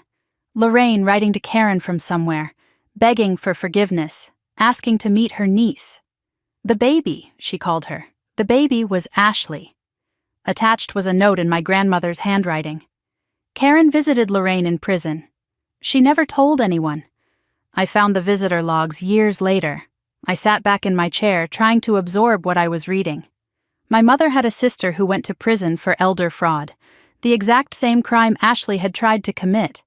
And Karen had hidden this from everyone, including me, for my entire life. "Your mother watched her own sister go to prison for fraud," my grandmother had written. Then she watched her daughter attempt the same crime. Either she did not see the pattern, or she could not face it. I believe Karen has spent her entire life running from Lorraine's shadow. And Ashley walked right into it. I reached for the small leather journal next. My grandmother's handwriting again. Dated entries spanning 5 years. The first entry was from 4 years ago. I started this journal when I first suspected Ashley was stealing from me. I wanted a record. Proof that I was not losing my mind. I flipped through the pages, reading selected entries. 4 years ago. Ashley visited today. She offered to help with my bills. She has never offered before. Something has changed. 3.5 years ago. Found a document on my desk that I did not sign. Ashley was here yesterday. The signature looks like mine but is not. 3 years ago. Ashley told Karen I am getting confused. I am not confused. I know exactly what she is doing. 2 years ago. The insurance company rejected another change request. I called to confirm they are keeping records. They are. 18 months ago, hired Harold Brennan. It is time to protect myself legally. 1 year ago. Ashley is getting more desperate. Her attempts are more frequent, more sophisticated. She has started involving a notary. I have documented everything 6 months before her death. I have done everything I can. The rest is up to Brittany. I hope she forgives me for this burden. I had no one else to trust. The truth is patient. It will wait for her. I closed the journal and sat in silence. My grandmother had spent 5 years watching her own granddaughter try to steal from her. She had documented every attempt, every lie, every betrayal, not out of paranoia, out of love. She was building a case, building evidence, building a fortress of truth that Ashley could never penetrate, and she had done it all alone. I turned to the folder of trust documents next, the complete legal framework Harold had mentioned. But there was more here than just the trust. A detailed accounting of every asset, every protection, every contingency, insurance policy, locked, Brittany as sole beneficiary. Living trust, established 4 years ago, updated annually. Savings account, joint ownership with Brittany added 3 years ago.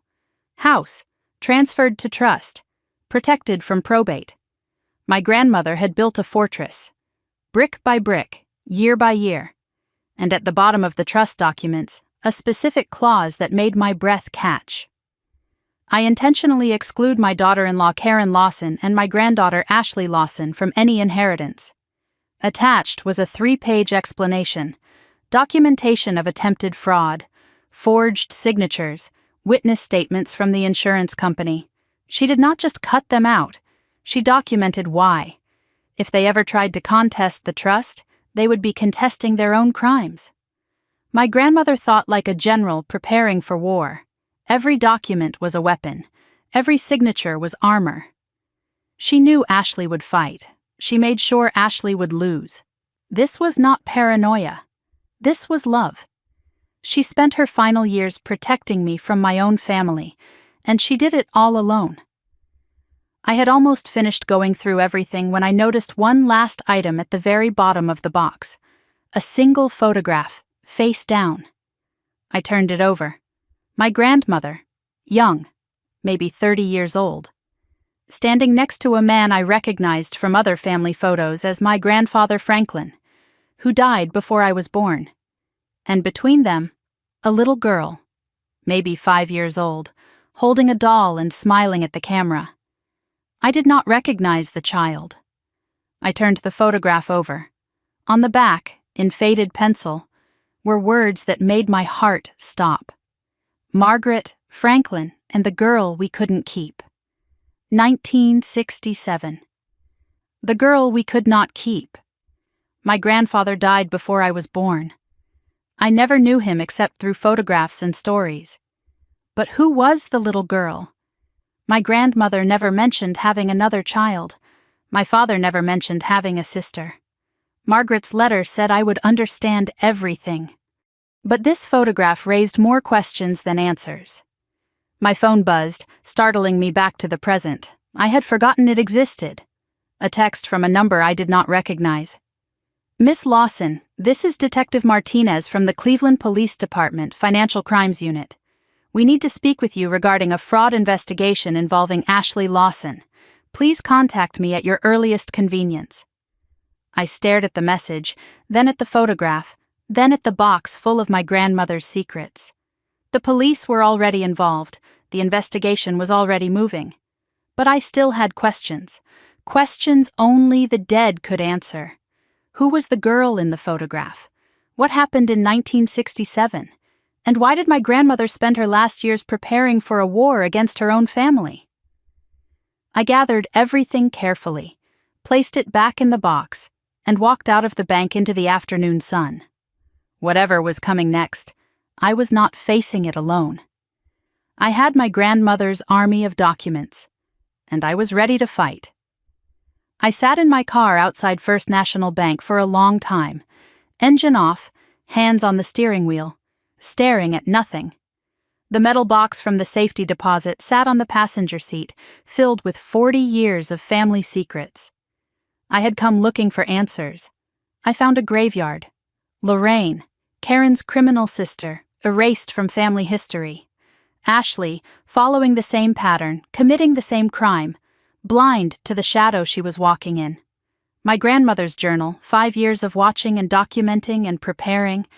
And that photograph. The little girl no one ever mentioned. The girl we could not keep. Who was she? What happened to her? My grandmother's letter promised I would understand everything, but this photograph only added more questions. I looked at my phone again. Detective Martinez, Financial Crimes Unit. We need to speak with you regarding a fraud investigation involving Ashley Lawson. The police were already involved. This was not just family drama anymore. This was a criminal investigation. My sister might actually go to prison. I typed a response. I can meet tomorrow morning. Where? The reply came quickly.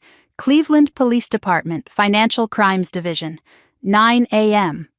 Ask for Detective Martinez. Tomorrow I would tell the police about my sister. Tonight I needed to understand that photograph. I drove home as the sun began to set, the metal box heavy beside me.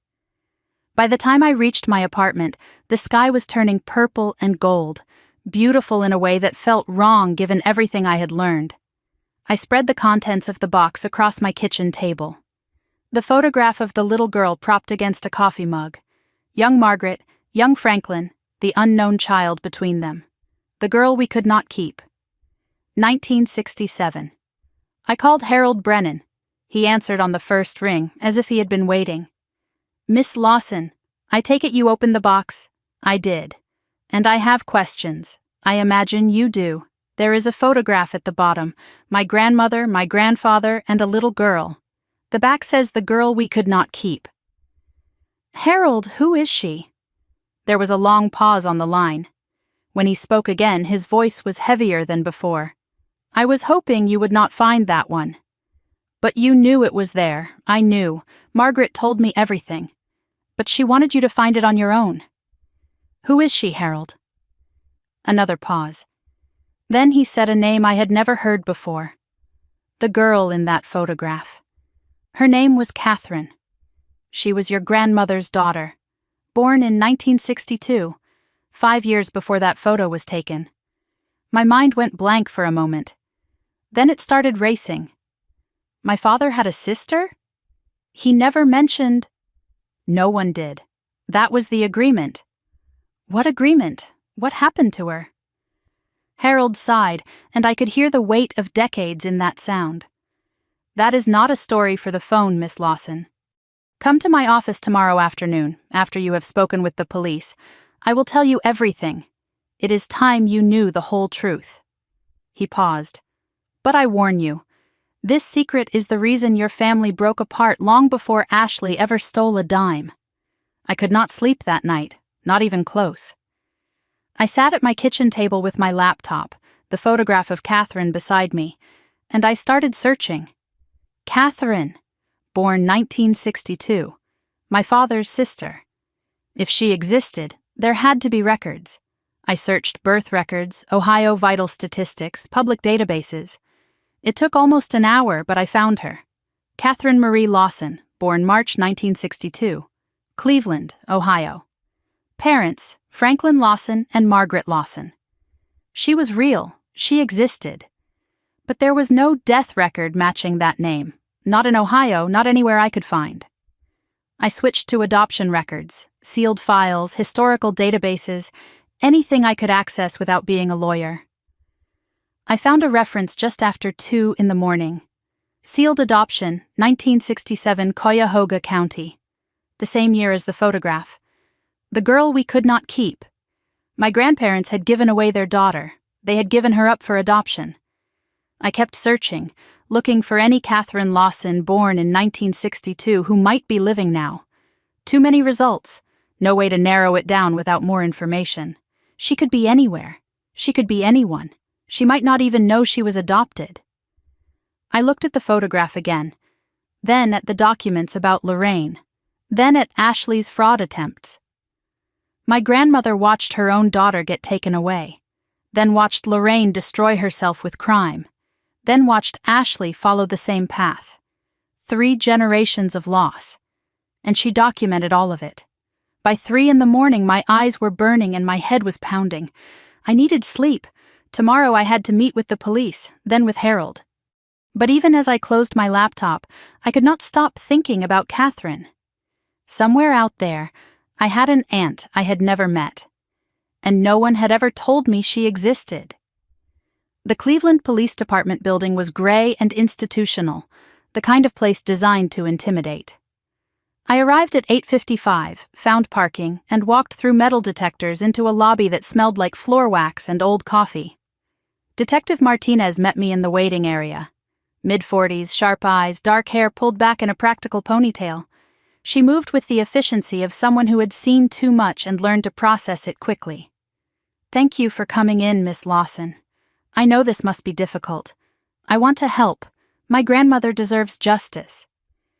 Martinez nodded and led me to a small interview room. Fluorescent lights, metal table, chairs that were uncomfortable by design. "Let me tell you what we have found," she said, opening a folder between us. "Midwest Mutual Insurance forwarded their fraud report to us 3 days ago. We have been building a case since then." She paused, studying my face. "But here is what you might not know. Your sister's activities were not limited to your grandmother." I felt something cold settle in my stomach. "What do you mean?" Martinez pulled out several photographs and spread them on the table. Elderly faces I did not recognize. Ashley Lawson worked for Lakewood Senior Care Coordination for 4 years. In that time, we have identified at least 3 other elderly clients whose finances were compromised. She pointed to the first photograph. A woman with kind eyes and white hair. Dorothy Hendricks, 78 years old. She was one of Ashley's clients. Her daughter noticed discrepancies in her mother's accounts, small amounts missing each month. Martinez's expression darkened. When the daughter confronted Ashley, your sister convinced Dorothy that her own daughter was trying to control her money. Dorothy believed Ashley. She cut off contact with her daughter completely. The daughter filed a complaint with the company, but Ashley had already resigned by then. Dorothy died 6 months later, alone, still believing Ashley was her friend. I felt sick. She turned a mother against her own daughter? That is what the pattern suggests. Isolation, manipulation, theft. Your grandmother was different. She saw through it. Martinez pointed to the second photograph. An elderly man wearing a veteran's cap, Harold Chen, 83 years old, Korean War veteran. Ashley helped him with VA paperwork. During that time, approximately $12,000 disappeared from his accounts. His family suspected Ashley but could not prove it. He passed away last year. The case was closed. She indicated the third photograph, a woman I vaguely recognized. Evelyn Porter. She lived 3 houses down from your grandmother. We found evidence that Ashley attempted to befriend her as well. But Mrs. Porter's son is an attorney. He got involved early. Ashley backed off. Martinez looked at me directly. Your grandmother may have warned her. I stared at the photographs. 3 victims we knew about. How many others? How many people did my sister hurt? We may never know the full count. These are just the ones we can document. Your grandmother's evidence gave us the thread. We are still pulling it. Martinez explained the charges: insurance fraud, forgery, elder financial abuse. Combined, potentially 15 to 25 years if convicted on all counts. She also mentioned my mother. Karen Lawson's signature appears as a witness on multiple fraudulent documents. We need to determine if she was a knowing participant or an unwitting accomplice. Either way, she will be questioned. I left the police station just after 11, stepping out into bright morning sunlight that felt like an assault after the gray institutional interior. I was halfway to my car when I saw her. Ashley. Leaning against my Honda, arms crossed, sunglasses on despite the overcast sky. Her smile was wrong. Too bright, too controlled. Hey sis, we need to talk. I stopped walking. How did you know I was here? I have been watching. I know you went to the insurance company. I know you went to the bank. And now the police station? She pushed off from the car and walked toward me. You are making a huge mistake, Brittany. I did not move closer. I did not run. I just stood there and watched her approach. Look, I know things got complicated, but we are family. We can work this out. She tried a smile, the one that had worked on everyone our whole lives. Whatever Grandma left you, we can split it. 50-50. No lawyers, no drama. Just tell the police you made a mistake. Tell them you misunderstood the documents. I looked at my sister, really looked at her, and saw nothing but calculation behind her eyes. I did not misunderstand anything, Ashley. I saw the forms you forged. 7 of them, over 3 years. I saw Mom's signature witnessing your fraud. There is nothing to work out. The charm dropped instantly. Her face went cold. You think you are so smart. You think you have won. She stepped closer, voice dropping to something dangerous. But you do not know what I know. You do not know what I can do. If you do not back off, I will destroy you. I will tell everyone you manipulated a dying old woman. I will make sure no one believes a word you say. I stood my ground. The documents speak for themselves, Ashley. Grandma knew exactly what you were doing. She prepared for this for 5 years. You cannot manipulate your way out of evidence. Something flickered in her eyes. Fear, maybe. Or rage. This is not over. She turned and walked to her own car, slammed the door, and drove away. I watched her go, my heart pounding but my hand steady. She was right about one thing. It was not over, not even close. Harold Brennan's office felt different this time. Smaller. Heavier with secrets about to be told. He had tea waiting as always. The photograph of Catherine on his desk between us. You have had quite a morning, I hear. Ashley found me outside the police station. Harold nodded, unsurprised. She is desperate. Desperate people make mistakes. He picked up the photograph, looking at it with something like sorrow. You asked about Catherine. You deserve the truth. He set the photograph down gently. Your grandmother was 24 when Catherine was born. Your grandfather was 27. They were young, happy, just starting out. Catherine was their miracle. Harold's voice grew heavier. When Catherine was 4, she was diagnosed with a severe developmental condition.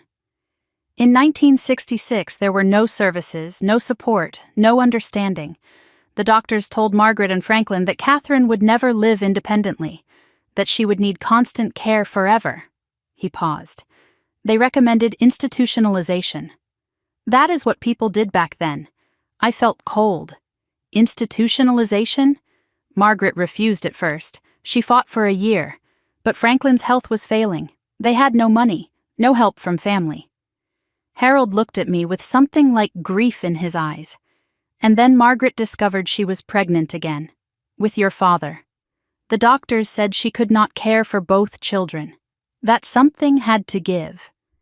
They found a specialized care facility in Pennsylvania. A good one, as these things went. He picked up the photograph again. Catherine was placed there in 1967. This photograph was taken the day before. Margaret visited her every month for 10 years, until Franklin died and the money ran out. His voice dropped. After that, The visits became less frequent. Then stopped entirely. What happened to her? Catherine died in that facility in 1998. She was 36 years old. Margaret never forgave herself. I sat in silence, tears I did not expect rolling down my cheeks. Your grandmother spent her whole life carrying that guilt, Harold continued. When she saw Ashley stealing from her, from an old woman, helpless, dependent on family, she saw Catherine. He looked at me with intensity. She saw every old person abandoned by the people who should have protected them. That is why she fought so hard. That is why she documented everything.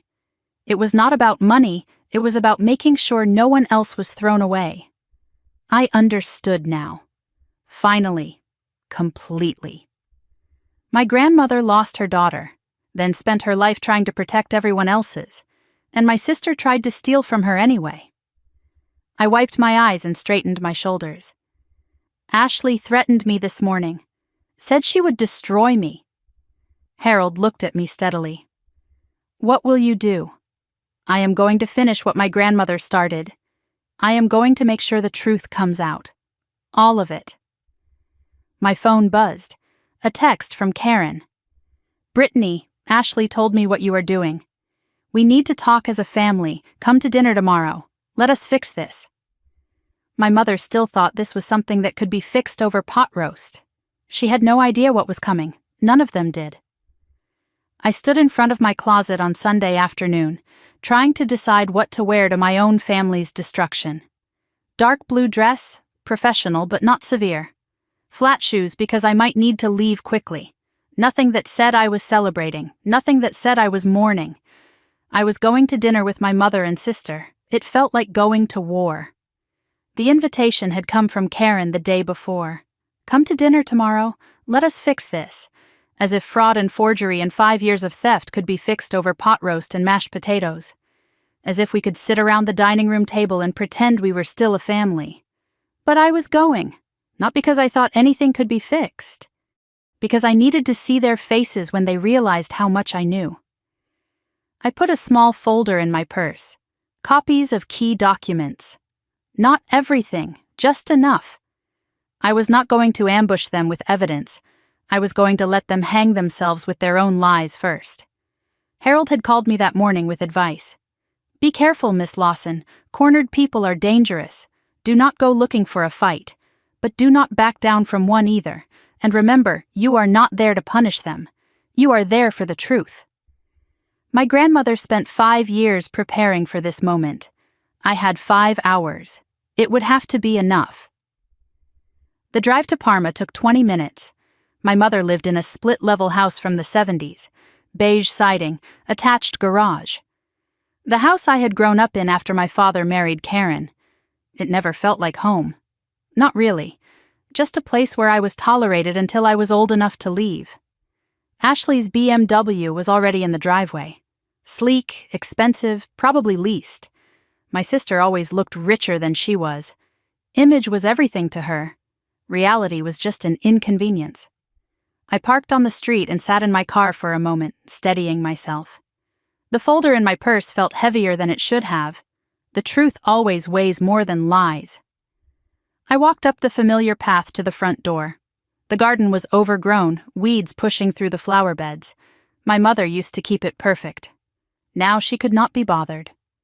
The door opened before I could knock. Karen stood there in an apron, forcing a smile that did not reach her eyes. Brittany! You came. I was not sure you would.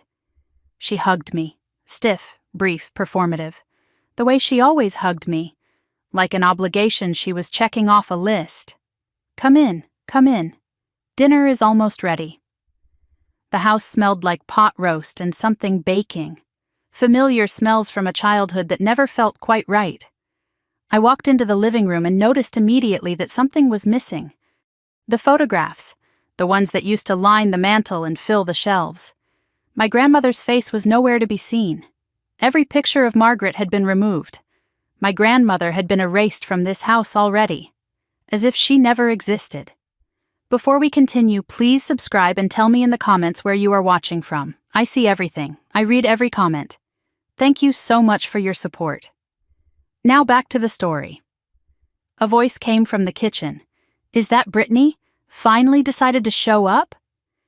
Ashley appeared in the doorway. She looked different from the parking lot confrontation. Softer, more controlled. She was wearing a simple sweater and jeans, her hair down, minimal makeup.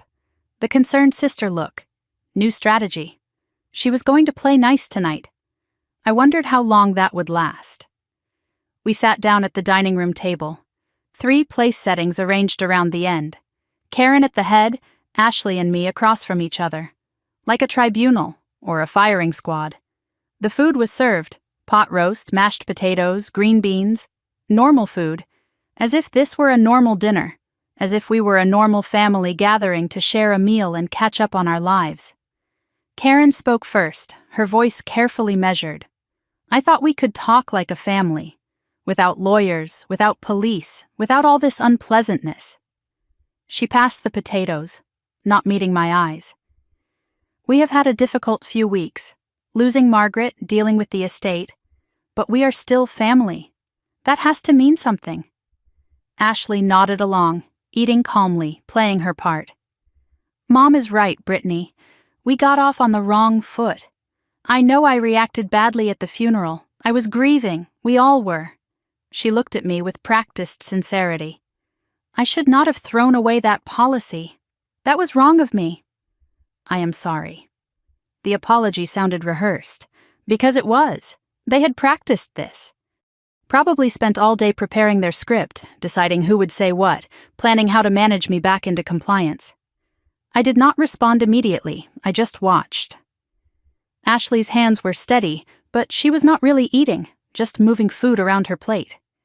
Karen kept glancing between us, nervous, waiting for my reaction. I decided to test the water. What exactly are you apologizing for, Ashley?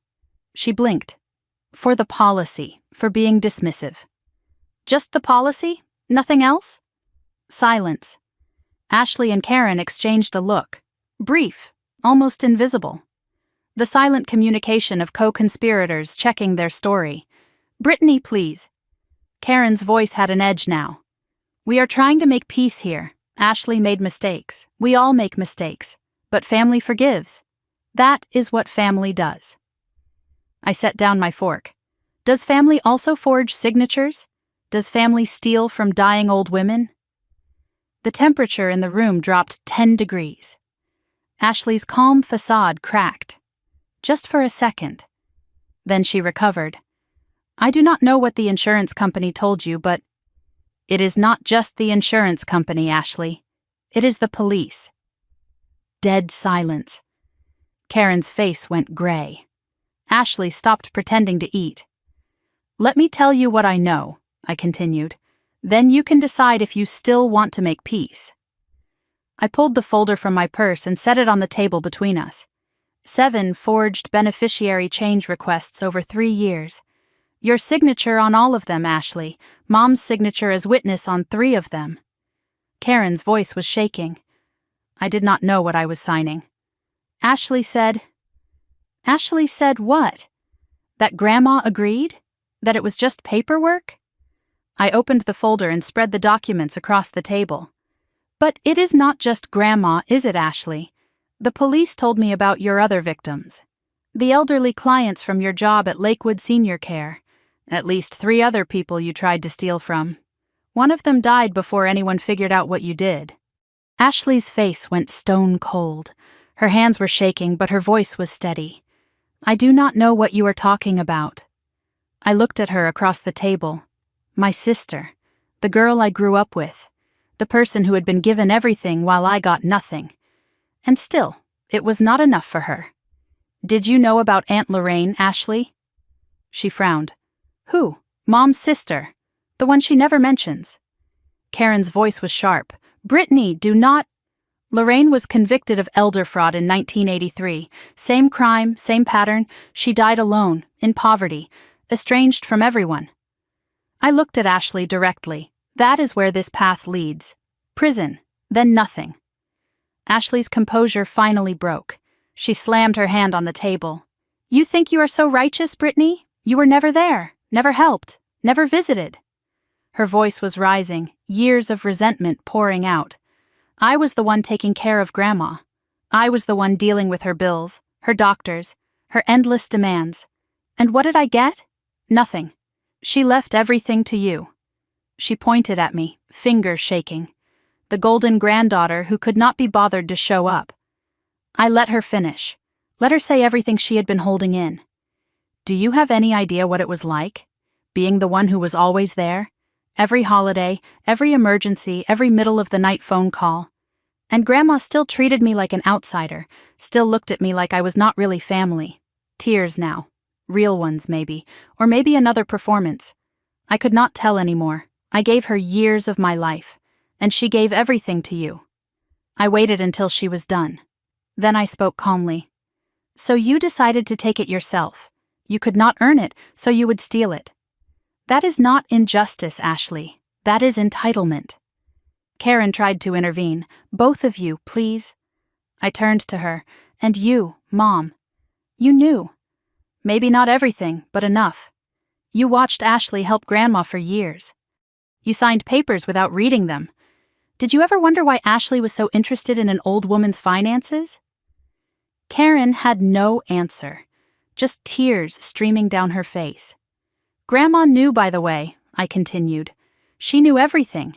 She spent 5 years documenting what you were doing, building evidence. She hired a lawyer, set up a trust, locked down her accounts. I looked at Ashley. She was never confused.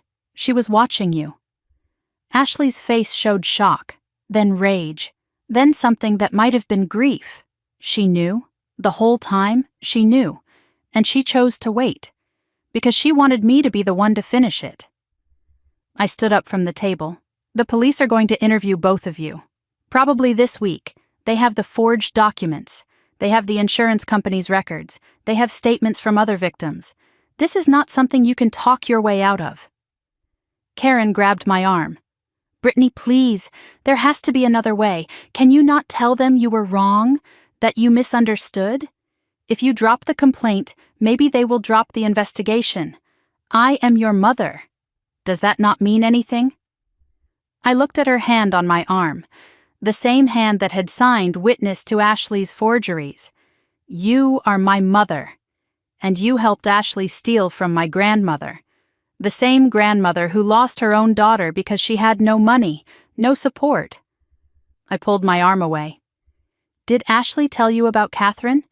Did you even know Grandma had another child? Karen's confusion was genuine. What are you talking about? Of course you did not know. No one in this family tells the truth about anything. Ashley made one last attempt. Brittany, wait.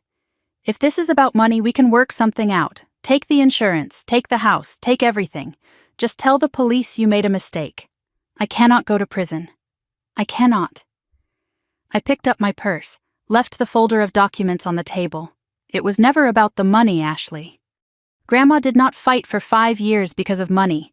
She fought because you were willing to steal from a dying old woman, your own grandmother, and you would have done it to anyone else who trusted you. I walked toward the door. This is not punishment. It is accountability. Keep the copies, read them, understand what you did. And when the police call, I would suggest telling the truth for once.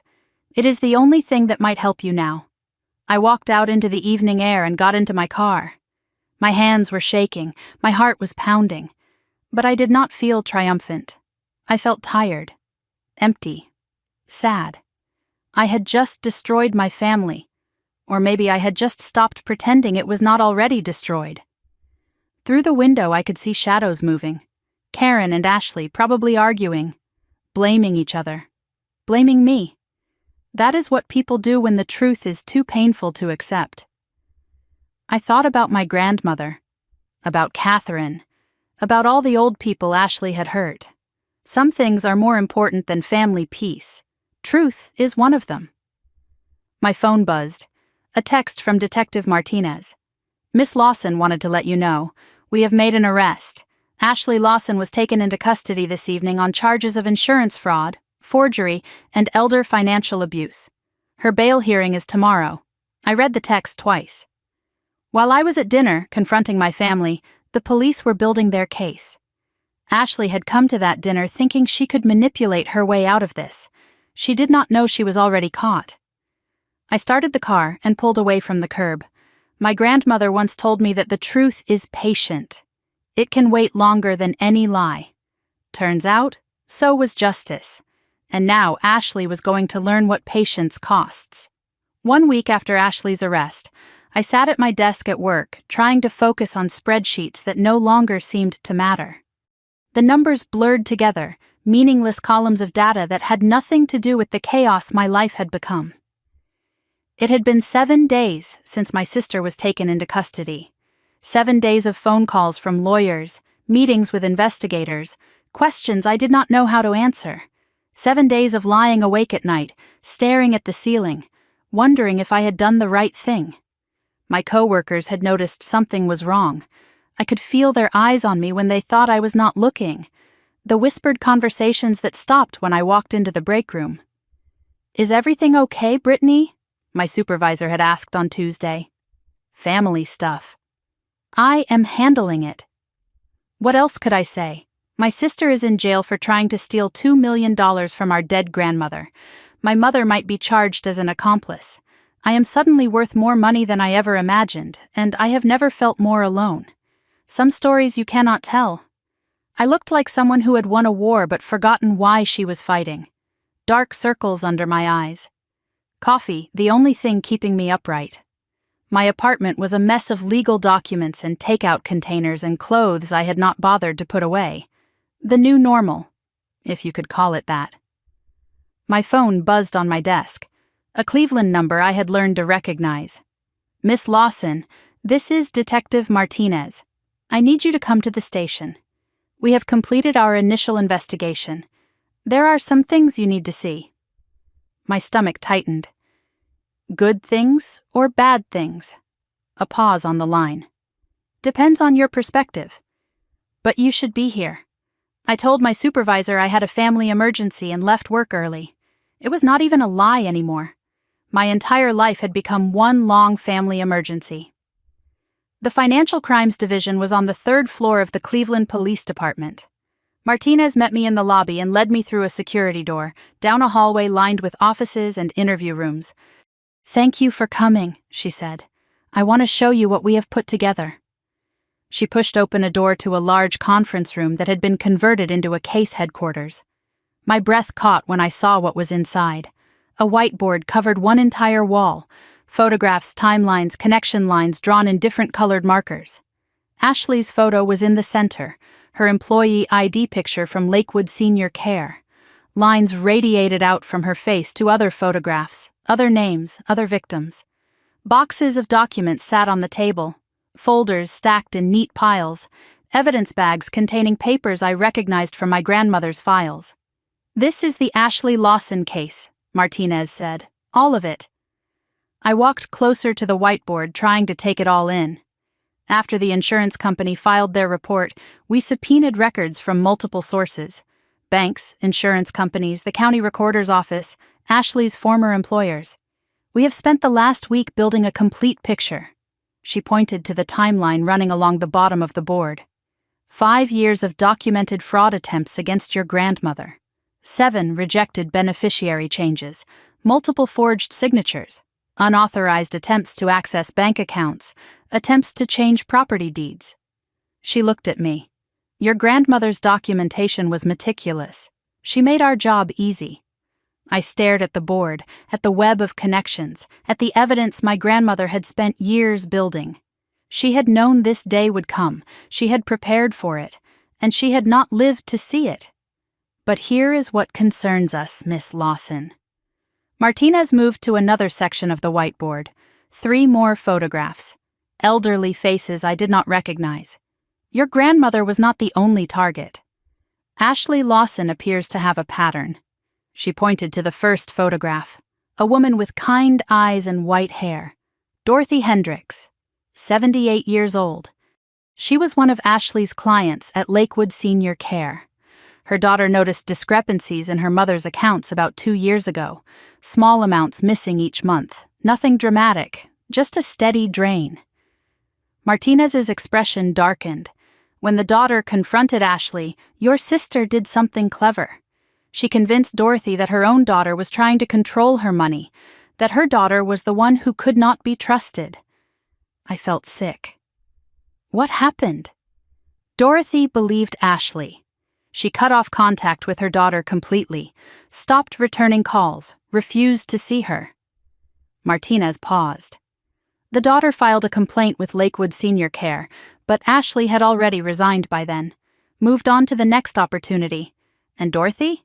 She died 6 months later, alone, in a nursing home, still believing her daughter was the enemy, still believing Ashley was her friend. I had to sit down. My legs would not hold me. She turned a mother against her own daughter. That is what the pattern suggests. Isolation, manipulation, theft. It is textbook elder financial abuse. Your grandmother was different because she saw through it. She documented instead of being documented. Martinez pointed to the second photograph. An elderly man wearing a baseball cap with military insignia. Harold Chen, 83 years old. Korean War veteran. He hired Ashley to help him with VA paperwork. Navigating benefits, filing claims, that kind of thing. During that time, approximately $12,000 disappeared from his accounts. She shook her head. His family suspected Ashley. They confronted her, but she had explanations for everything. Fees she had paid on his behalf, expenses he had approved. They could not prove anything. What happened to him? He passed away last year. The case was closed due to lack of evidence and no living complainant. Martinez moved to the third photograph, a woman I vaguely recognized, Evelyn Porter. She lived 3 houses down from your grandmother on the same street in Lakewood. We found evidence that Ashley attempted to befriend her as well, offered to help with her finances, started building the same kind of relationship. I remembered the name. My grandmother had mentioned Mrs. Porter sometimes. They played cards together. But Mrs. Porter's son is an attorney, Martinez continued. A corporate lawyer in New York. He got involved early when his mother mentioned her helpful new friend. Ran background checks, asked questions Ashley could not answer. Martinez almost smiled. Ashley backed off immediately, never bothered Mrs. Porter again. She looked at me directly. We think your grandmother may have warned her. We found a note in Margaret's files. A reminder to call Evelyn. Tell her about Ashley. My grandmother had protected her neighbor. Even while she was being victimized herself, she tried to warn others. How many, detective? How many people did my sister hurt? Martinez sighed. We may never know the full count. These are just the ones we can document. There may be others who died without family to notice. Others who were too embarrassed to report. Others who still do not know they were victims. She gestured at the whiteboard. Your grandmother's evidence gave us the thread. We are still pulling it. A woman entered the room. Mid-40s, sharp suit, serious expression. Martinez introduced her as Rebecca Torres, Assistant District Attorney. Miss Lawson. Torres shook my hand firmly. Thank you for your cooperation. Your grandmother's documentation has been invaluable. She sat down across from me and opened her own folder. I want you to understand what we are charging and why. She pulled out a document covered in legal language.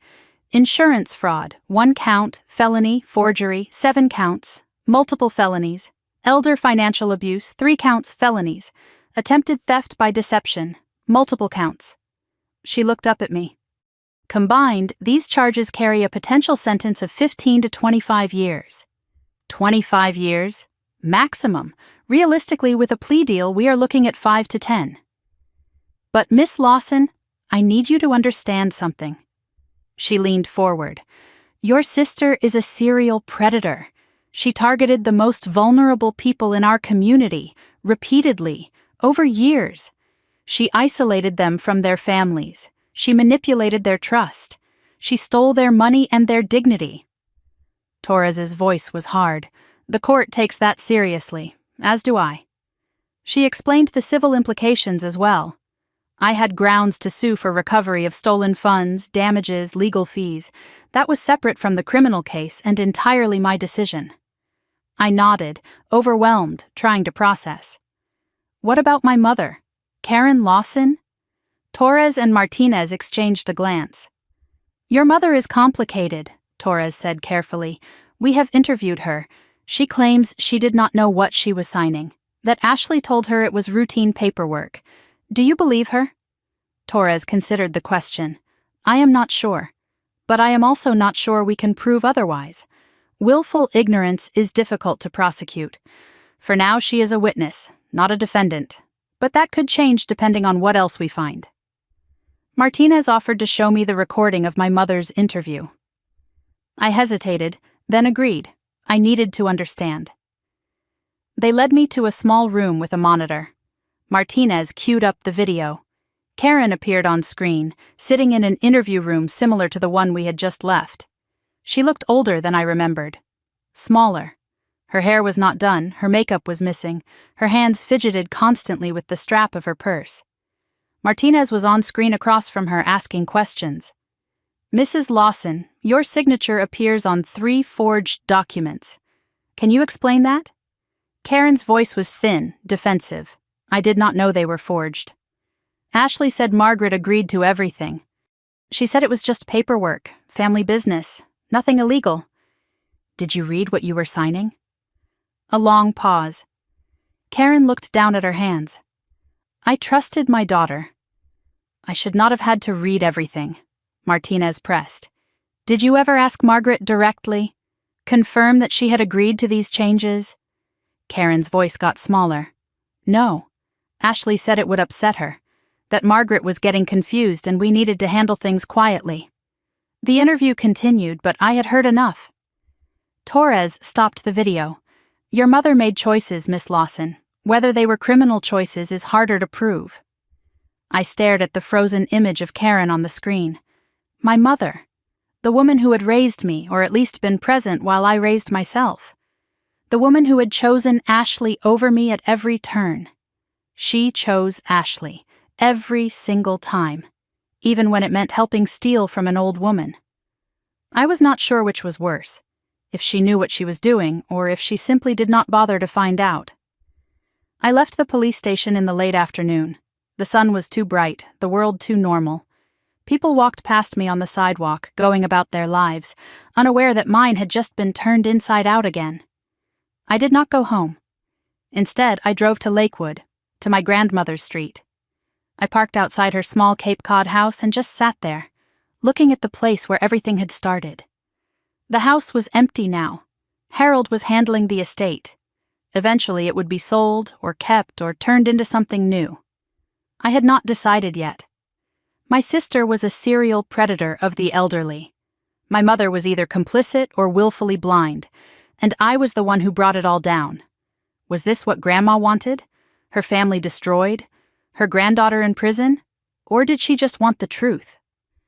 I thought about Dorothy Hendricks, dying alone because Ashley turned her against her own daughter.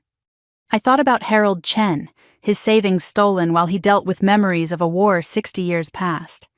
I thought about Evelyn Porter, saved only because her son was a lawyer. How many others were not saved? How many people did Ashley hurt that we would never know about? I pulled out my phone and looked at a photograph of my grandmother. Taken last Christmas. She was smiling, holding a cup of tea, looking at the camera with those sharp eyes that missed nothing. "This is not about destroying my family, Grandma. Is it?" Her voice came back to me, clear as if she were sitting in the passenger seat. "It is not about money, Brittany. It is about truth. It is about what is right." The truth was that my sister was dangerous. Someone had to stop her. My grandmother could not, but she made sure I could. That evening I was sitting in my apartment with the lights off when my phone rang. Harold Brennan. Miss Lawson. I hope I am not calling too late. "What is it, Harold?" "Ashley's lawyer contacted me this afternoon. Your sister wants to make a deal." "A deal?" "She will plead guilty to misdemeanor charges if you agree not to pursue civil action. She wants to minimize her sentence. She is desperate." I almost laughed. Why would I agree to that? After everything she has done? Harold paused. "Because she says she has information about your grandmother's last days. Something you do not know. something she has never told anyone. I sat up straighter. What kind of information? She would not say. Only that it is about Margaret's final hours, and that she will only tell you in person. My sister wanted to meet, face to face, just the two of us. Harold continued. She is asking for a meeting, her lawyer's office, neutral ground, both attorneys present. She says she will tell you everything if you will just listen. I was silent for a long moment, processing. My sister has lied to me my entire life. Why would I believe her now? Harold's voice was gentle. Because desperate people sometimes tell the truth. It is the only currency they have left. I did not trust Ashley. I never would again. But Harold was right.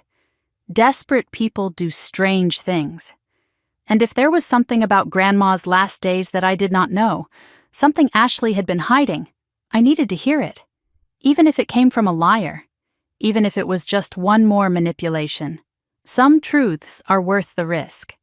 3 weeks after Ashley's arrest, I was sitting in my apartment on a Tuesday evening when the phone rang. An unknown number. I almost did not answer, but something made me pick up. "Miss Lawson?" A man's voice, professional and measured. "This is David Chen, attorney for Ashley Lawson. My client has requested a meeting with you. She says she has information you need to hear. Information about your grandmother's last days." I sat back against my couch cushions, processing. Ashley had been in county jail for 3 weeks. Bail was set at $200,000. She could not pay it. Neither could our mother. I could have paid it without noticing. I did not. Now she wanted to talk. Now she had information. Why would I believe anything she has to say?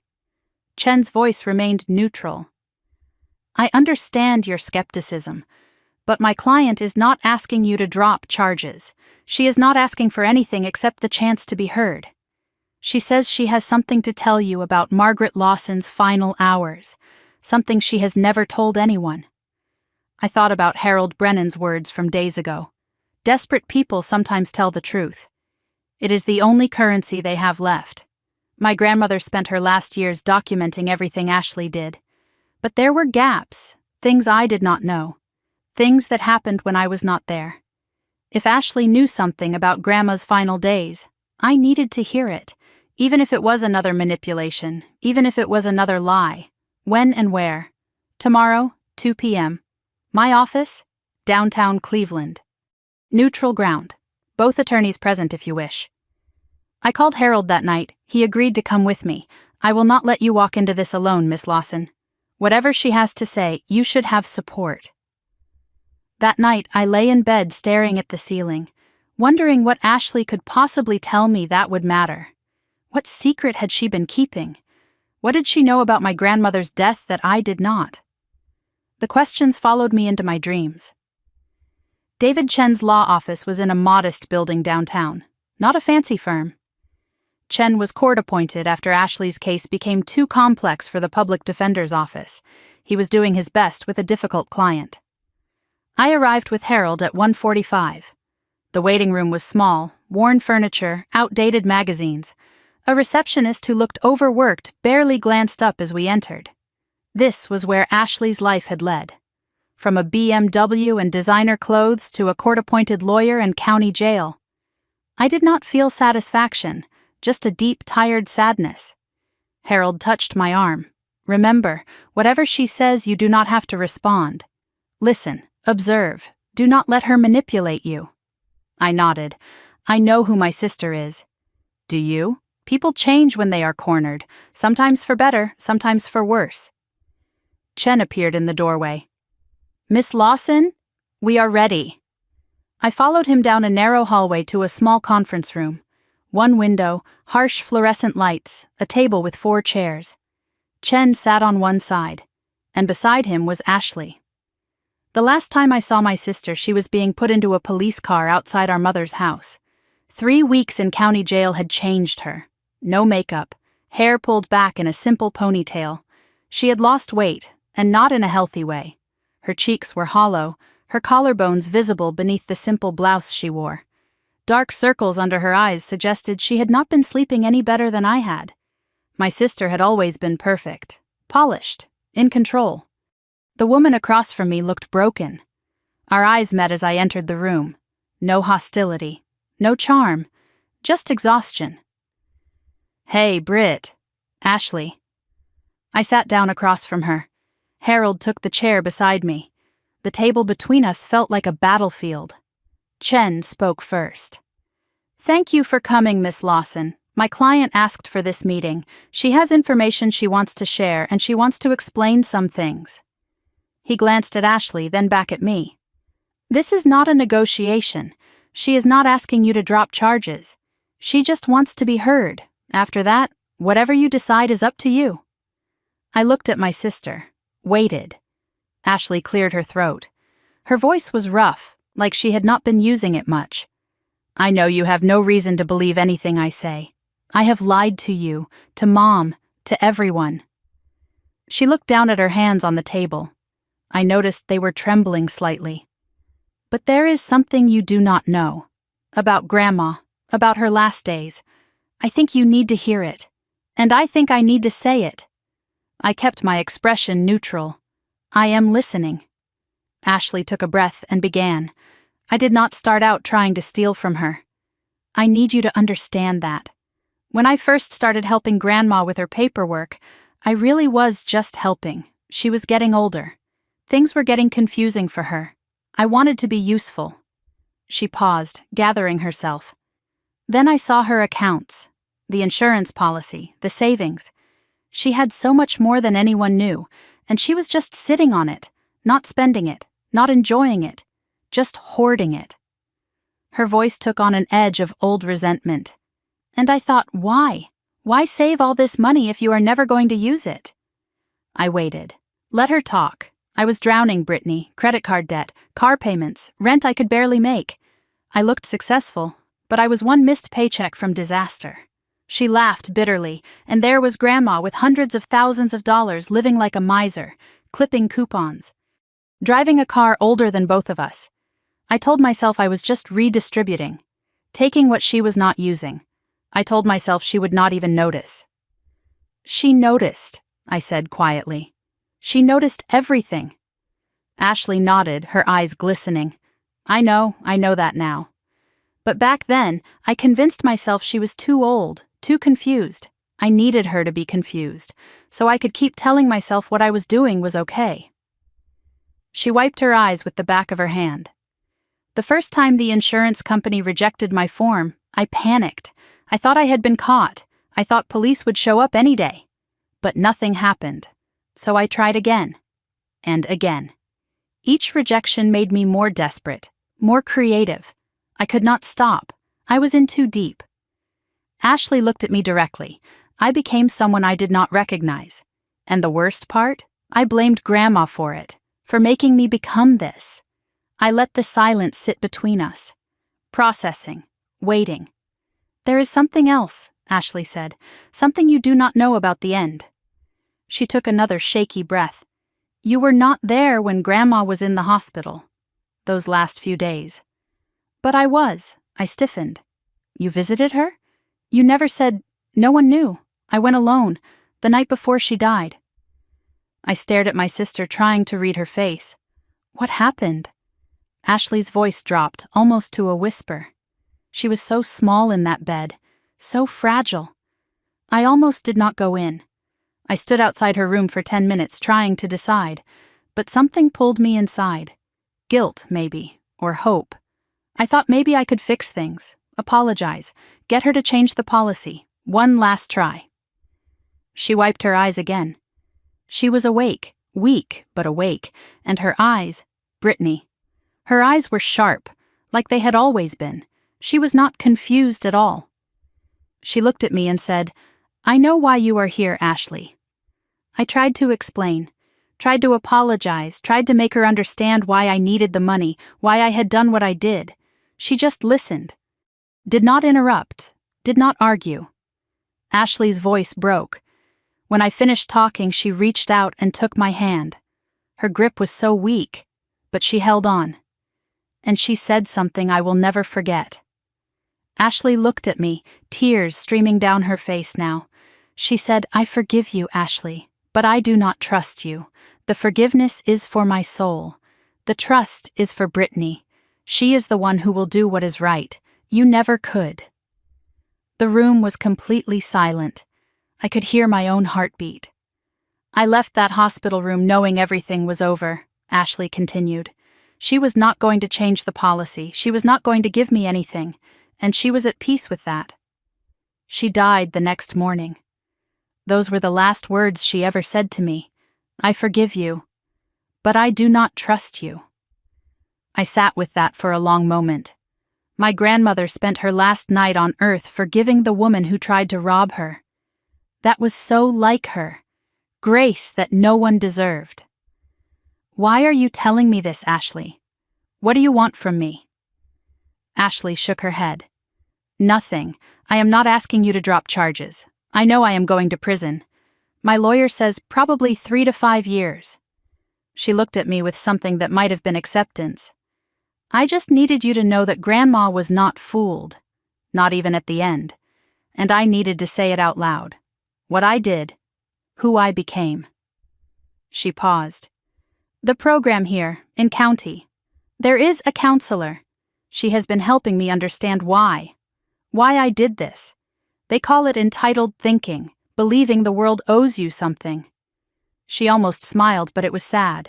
"I had it bad, Brittany. I do not know if I can fix it. But I am trying to understand it. I do not expect you to write back if I write to you. But I wanted you to know I am not just sitting in there feeling sorry for myself. I am trying to become someone Grandma would not be ashamed of. Maybe it is too late, but I am trying." I looked at my sister across that table. The woman who had lied to me my whole life. The woman who had tried to steal nearly $2 million from our dying grandmother. The woman who had turned other old people against their own families. And I saw something I had not expected. Not a monster. Just a broken person who had made terrible choices and was finally starting to face them. "I am not going to drop the charges, Ashley. You are right about that. What you did was wrong. To Grandma, to those other people, to our family." I paused. "But I am not going to pursue civil damages beyond what the court orders. You will go to prison. You will pay restitution. But I will not try to destroy you completely." Ashley looked up, surprised. "Why?" "Because Grandma forgave you, and maybe someday I will too, but not today, and not for a long time." I stood to leave. "Today I am just tired of hating you." Before I reached the door, Ashley spoke again. "Wait, there is one more thing." She reached into a folder Chen had been holding, pulled out an envelope, old and yellowed. "Grandma gave this to me that night. At the hospital. She said to give it to you when I was ready to tell the truth." She held out the envelope with trembling hands. "I was not ready. Until now." I took the envelope. The handwriting on the front was immediately familiar. My grandmother's careful script, for Brittany, from your grandmother's last night. She wrote this the night before she died? Ashley nodded. She knew she did not have long. She wanted you to have her final words. Her voice cracked. "I have been carrying it for a month." It felt like a weight I could not put down. I looked at the envelope in my hands. My grandmother's last letter, written hours before she died, carried by Ashley through her arrest, her arraignment, her weeks in jail. I am not reading this here. I tucked the envelope into my purse.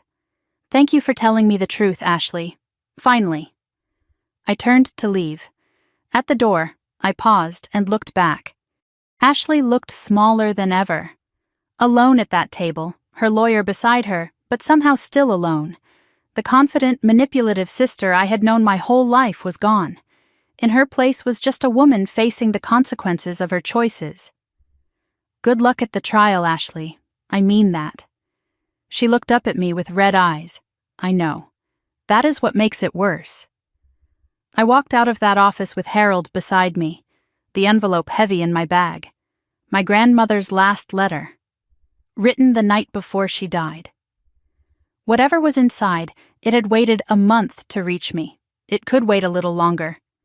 until I was ready to let her go. The morning of the sentencing hearing, I woke before my alarm. 5:47, the numbers glowing red in the darkness of my bedroom. I lay there for a moment, staring at the ceiling, trying to remember how to breathe normally. Today my sister would be sentenced for her crimes. Today it would finally be over. I got out of bed and moved through my morning routine with careful deliberation. Shower, coffee, clothes laid out the night before, a dark blue dress, professional but not severe. I was not going to a funeral, but I was not celebrating either. I looked at myself in the mirror while I dried my hair. The woman staring back at me looked older than 3 months ago. The lines around my eyes were deeper. My face was thinner. Grief ages you, so does truth. On my nightstand sat the envelope Ashley had given me 3 weeks ago. My grandmother's final letter, still sealed. I had carried it everywhere since that day, to work, to meetings with Harold, to the grocery store. It went where I went, like a talisman I was not ready to open. I touched it now, running my fingers over my grandmother's handwriting. For Brittany, from your grandmother's last night. Maybe today, after it was finished. Maybe then I would be ready. I left the envelope on the nightstand and went to finish getting dressed. Harold called at 8:15. "Are you ready, Miss Lawson?" I do not know. Is anyone ever ready for something like this? No. But you show up anyway. That is what your grandmother would have done. I will meet you at the courthouse. 9 o'clock. The Cuyahoga County Courthouse was an imposing stone building in downtown Cleveland. A century of justice had passed through its doors, cases of every kind, from petty theft to murder. Today it would add one more story to its history. The story of a woman who tried to steal from her own grandmother. I parked in the garage and walked toward the main entrance. The morning sun was sharp against the building's facade, making me squint. A small cluster of people stood near the doors, and I realized with a sinking feeling that some of them were reporters.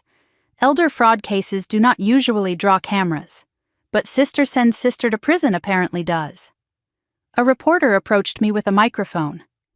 "Miss Lawson, can you comment on—" I walked past without responding.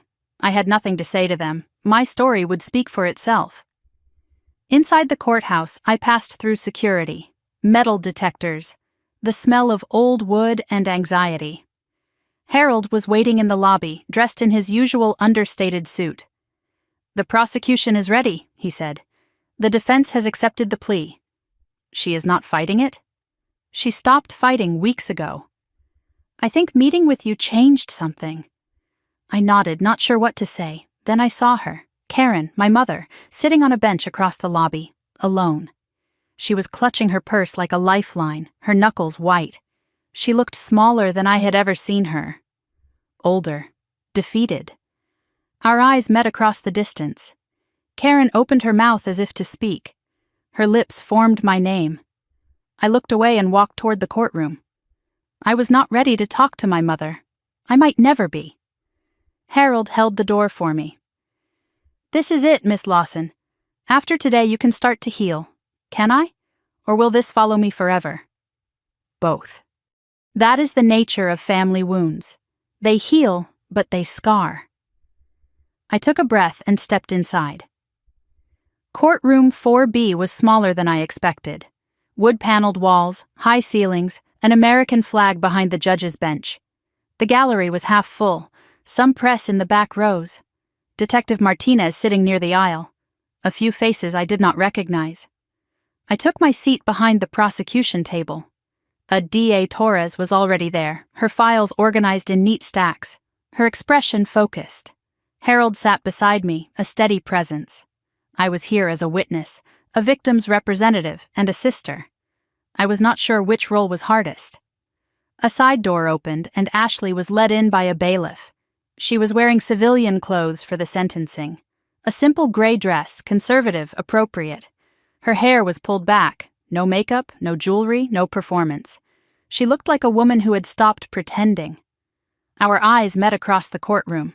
She nodded slightly. Not a greeting, more like acknowledgement. I am here, you are here. This is happening." I did not respond. I just watched as she took her seat beside her attorney.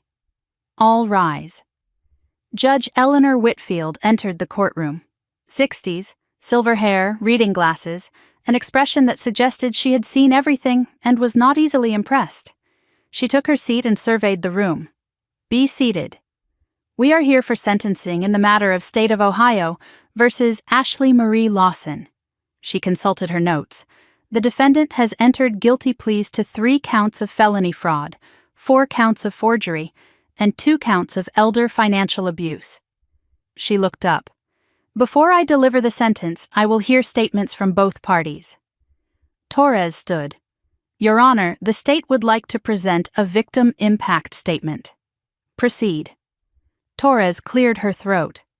This statement was prepared by Margaret Eleanor Lawson and entrusted to her attorney, Harold Brennan, with instructions to present it at sentencing. I felt my breath catch. I did not know this existed. I did not know my grandmother had prepared anything. Torres opened a folder. The courtroom went completely silent. "My name is Margaret Lawson," Torres read. "I am 82 years old. By the time you hear this, I will be gone. But I want my voice to be part of this moment. I want you to understand what was done to me." I felt Harold's hand on my shoulder, steadying me. For 5 years, I watched my own granddaughter try to steal everything I had. She forged my signature. She lied to my family. She tried to convince everyone I was losing my mind. Torres paused, letting the words settle. I was not losing my mind. I knew exactly what was happening. I documented everything. I prepared. I waited. I could not stop the tears from coming. My grandmother's voice, speaking from beyond the grave, filling this courtroom with truth. Ashley is not a monster. She is a woman who lost her way. She chose greed over love. She chose lies over truth. She chose herself over everyone else. I forgave her for that. On my last night on earth, I told her so. But forgiveness is not the same as freedom from consequences. Justice matters. Accountability matters. The truth matters. Torres turned the page. I ask the court to hold my granddaughter accountable for what she has done. Not for revenge, not for cruelty, but because every person who was hurt by her deserves to know that their suffering was seen. Dorothy Hendricks, who died alone because Ashley turned her against her own daughter. Harold Chen, who served his country and was repaid with theft. And me, an old woman who spent her final years fighting a battle no grandmother should have to fight. Torres looked up at the judge. The truth is patient. It can wait longer than any lie. Today, the truth has finally arrived. I hope it brings peace. She set down the paper. The courtroom was silent. I wiped my eyes with trembling hands. My grandmother had prepared for this. Even in death, she was still fighting. Judge Whitfield turned to the defense table. Does the defendant wish to make a statement before sentencing? David Chen nodded to Ashley. She stood slowly, gripping the edge of the table. Your Honor, I do not have a prepared speech. I do not think I could write one that would be good enough. Her voice was rough but steady. My grandmother's words. She said, I am not a monster. I am not sure that is true. I did terrible things. To her, to other people, to my own family. She took a breath. I told myself I deserved what I was taking, that I was owed something for all my sacrifices. I was wrong. I was just a thief who could not admit it. She turned slightly, addressing the gallery. To Dorothy Hendricks's family, I am sorry I took her final years from you. To Harold Chen's family, I am sorry I stole from a man who gave so much. Her voice broke. To my grandmother, I know you cannot hear me, but I am sorry I made you spend your last years protecting yourself from me. Then she looked directly at me. And to my sister, you did what was right, even when it cost you everything. Grandma chose well. I understand that now. She paused.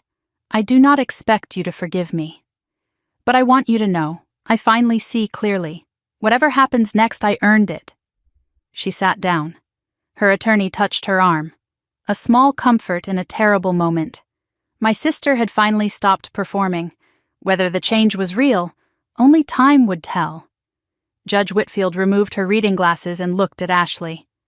I have reviewed all the evidence, heard the statements, and considered the defendant's plea. Her voice was measured, but firm. Ms. Lawson, your crimes represent a systematic betrayal of trust. You targeted vulnerable people, the elderly, the isolated, those who depended on you. You manipulated your own grandmother for years. You stole from people who trusted you. These are not mistakes. They are choices, and choices have consequences. She picked up a document. On the charges of felony fraud, forgery, and elder financial abuse, I sentence you to 6 years in state prison. You will serve a minimum of 4 years before parole eligibility. Ashley closed her eyes briefly, absorbing the blow. Upon release, you will be on probation for 5 years. You are permanently barred from working in any capacity involving elderly persons or financial services.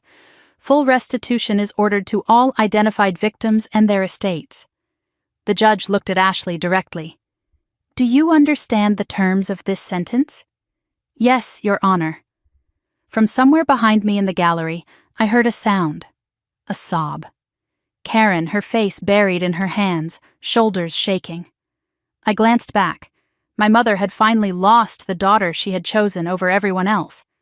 I wondered if she understood yet that it was her own blindness that led here. The gavel came down. This court is adjourned. The sound echoed like a period at the end of a sentence. Final, complete. It was over. Legally, officially over.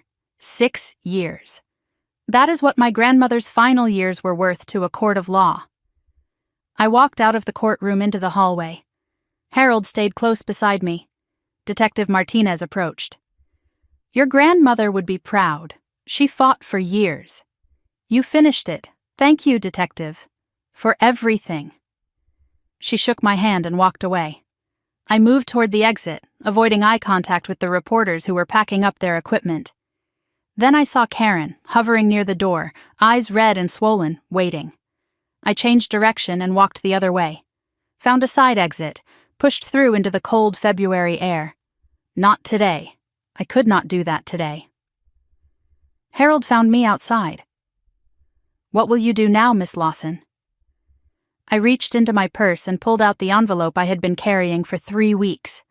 Something I should have done a while ago. He looked at the letter in my hands. She waited a long time to say goodbye. Do not keep her waiting much longer. I nodded. He squeezed my arm once, then walked away, leaving me alone with my grandmother's final words. The cemetery was quiet in the late afternoon light. I had not been here since the funeral, had not been able to face it. My grandmother's grave was in a peaceful section near a row of old oak trees. The headstone was simple, elegant, exactly what she would have wanted. Margaret Eleanor Lawson, 1942 to 2024. The truth is patient. They put her words on her grave. It was perfect. I knelt in the grass beside the stone, not caring about my dress, and touched the cold marble. I finished it, Grandma. The truth came out. Justice was served. My voice broke. Ashley is going to prison. Mom has to live with what she enabled, and I am still here, carrying everything you left me. The wind rustled through the oak trees. Somewhere in the distance, a bird called. I pulled out the envelope, held it in both hands, looked at my name written in her careful script. I am finally ready to hear your last words. I slid my finger under the seal. Whatever you wrote that final night, I am ready now. Tell me how to live after all of this.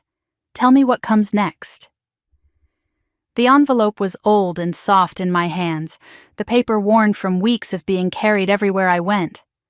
I sat on the back porch of my new home, a small craftsman house in Lakewood not far from where my grandmother had lived, and finally opened her last letter. 2 pages. Her careful handwriting filled every line. Dated the night before she died. My dearest Brittany, for after the storm. If you are reading this, the storm has passed. The truth is out. Justice has been done. I want you to understand why I chose this path, why I put this burden on your shoulders. I could have confronted Ashley years ago. I could have called the police. I could have cut her off and died in peace. But I did not. Because I wanted to teach you something more important than revenge. I wanted you to see that truth does not need to fight. It only needs to wait. I wanted you to learn that you can protect yourself without becoming cruel. And I wanted you to know, beyond any doubt, that you are worthy of being chosen. Not because you are better than Ashley, but because you are honest, because you are kind, because you are real. Those qualities are rare, Brittany. Protect them. I wiped my eyes and kept reading. By now you have learned about Catherine, my first daughter, your father's sister. I have carried that loss for 57 years. It taught me that some wounds never fully heal, but they can become something else. They can become wisdom. They can become purpose. Let your wounds do the same. I turned to the second page. My grandmother's handwriting was slightly shakier here, written late at night by a woman who knew she would not see another sunrise. The money is yours now, all of it. Do with it what feels right. But I have a request, not a command, a hope. Use some of it to help others like me. There are so many of us, Brittany. Old people with no one to protect them. Old people whose families see them as bank accounts instead of human beings. Old people who are told they are confused when they are seeing clearly for the first time. I was lucky. I had resources. I had a sharp mind. I had you. Most do not have any of those things. If you can find a way to help them, whether through money or time or just attention, please do. Not because I am asking, because it is right. If you do this, my life will have meant something beyond myself, and Catherine's loss will finally have a purpose. Her closing words blurred through my tears. I am writing this, knowing I will not see the sunrise. My body has given up, but my spirit is at peace. I have done everything I can. The rest is up to you. Live well, sweetheart. Be happy. Find love. Build something that lasts.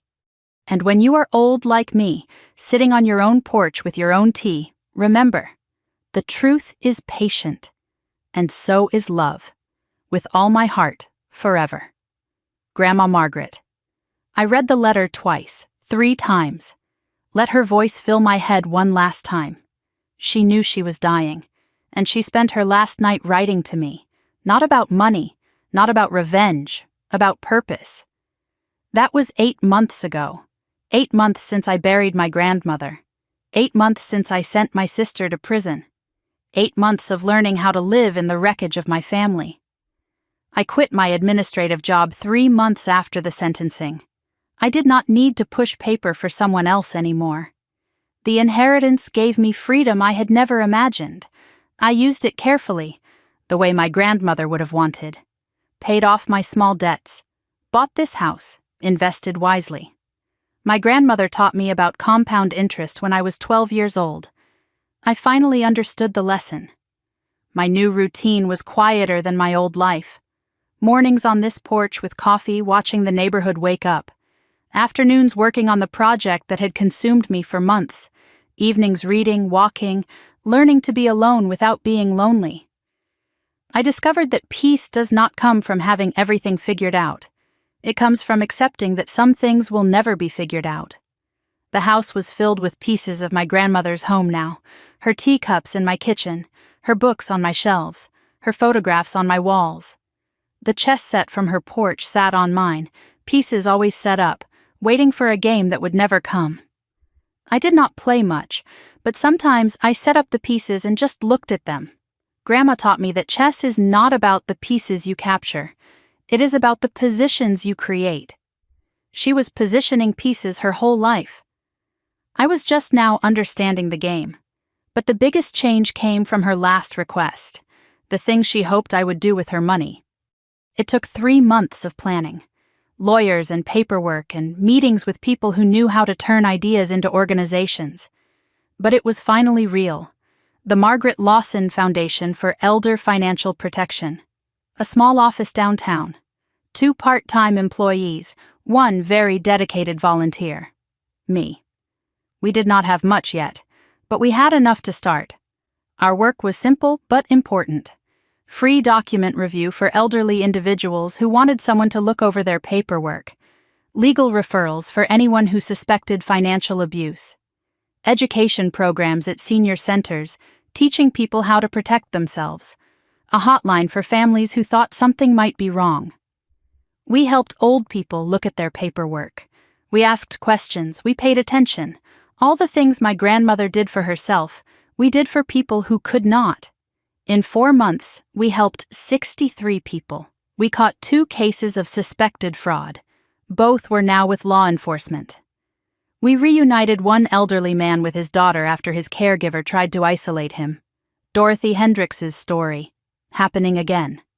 But this time, someone was watching. I was not a lawyer. I was not a social worker. I was just someone who read documents carefully and asked questions no one else was asking. But it turned out that was exactly what was needed.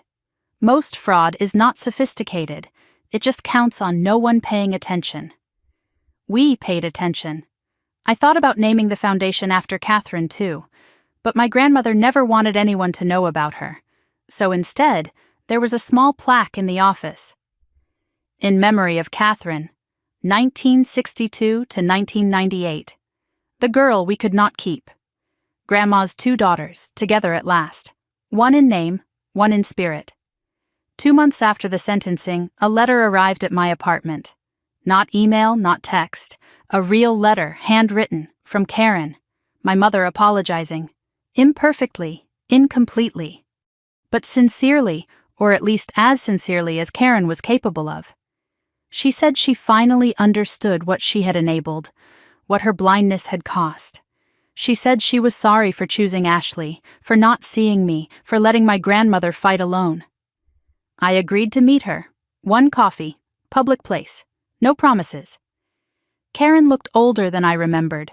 Fragile, lost. She cried through most of our conversation. I did not. I am sorry, Brittany, for everything, for choosing Ashley, for not seeing you, for letting your grandmother fight alone. I told her the truth. I do not hate you, Mom. But I cannot pretend everything is okay. Maybe one day we can build something new. But it will be different. Not what we had before.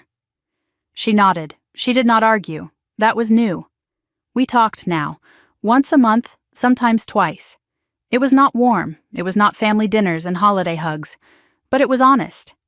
And that was more than we ever had before. Some doors close forever. Others can be opened a crack. I did not need to decide yet which one this was. 6 months into Ashley's sentence, a letter arrived from state prison. I almost did not open it, but my grandmother's voice echoed in my head. The truth matters, even uncomfortable truth. Ashley's handwriting was smaller than I remembered, neater, like she was taking more care. I am in a program here, therapy, group sessions, learning about why people like me do what we do. They call it entitled thinking, believing the world owes you something. I had it bad, Brittany. I do not know if I can fix it, but I am trying to understand it. I do not expect you to write back, but I wanted you to know I am not just sitting here feeling sorry for myself. I am trying to become someone Grandma would not be ashamed of. Maybe it is too late, but I am trying. I did not write back. Not yet. But I did not throw the letter away either. I put it in a drawer with my grandmother's letter, Catherine's photograph, the old insurance policy. Evidence of a family that broke apart and might, someday, find a way to become something new. A letter came from Ashley every few months now, each one a little more self-aware than the last. Whether it was genuine growth or prison manipulation, I could not tell, but my grandmother forgave her, so I was leaving the door open. Just a crack. I was sitting on my porch this evening, the same chair where I first read my grandmother's letter, when I realized how much had changed. I used to feel invisible, the daughter no one noticed, the sister who was never quite enough. My grandmother saw me. She chose me, not because I was perfect, but because I was real. The money helped. The justice felt right. But what I really inherited was simpler than that. I inherited the knowledge that I am worthy of being believed in, and that is worth more than any insurance policy. I looked at the framed photograph of Margaret on the side table. Next to it, a small plaque with her words. The truth is patient. It can wait longer than any lie. The chessboard sat between two porch chairs, pieces set up, waiting. Sometimes I imagined my grandmother across from me, teaching me one more lesson. The game is not over when you think it is. Watch, wait, position your pieces, and when the time comes, move with confidence. If you are listening to this story, maybe you understand. Maybe you have been the invisible one, the overlooked one, the one who was never quite enough. Maybe your family has secrets too. Maybe someone you trusted turned out to be someone else entirely. I want you to know something my grandmother taught me. The truth is patient. It waits for the right moment and the right person. Maybe that person is you. Thank you for letting me share my story. It was not easy to tell, but some stories need to be heard. If this meant something to you, if you have ever felt invisible in your own family, or wondered if anyone really sees you, I would love to hear your story too. Leave a comment below. Tell me where you are watching from. Tell me what part of this story touched your heart.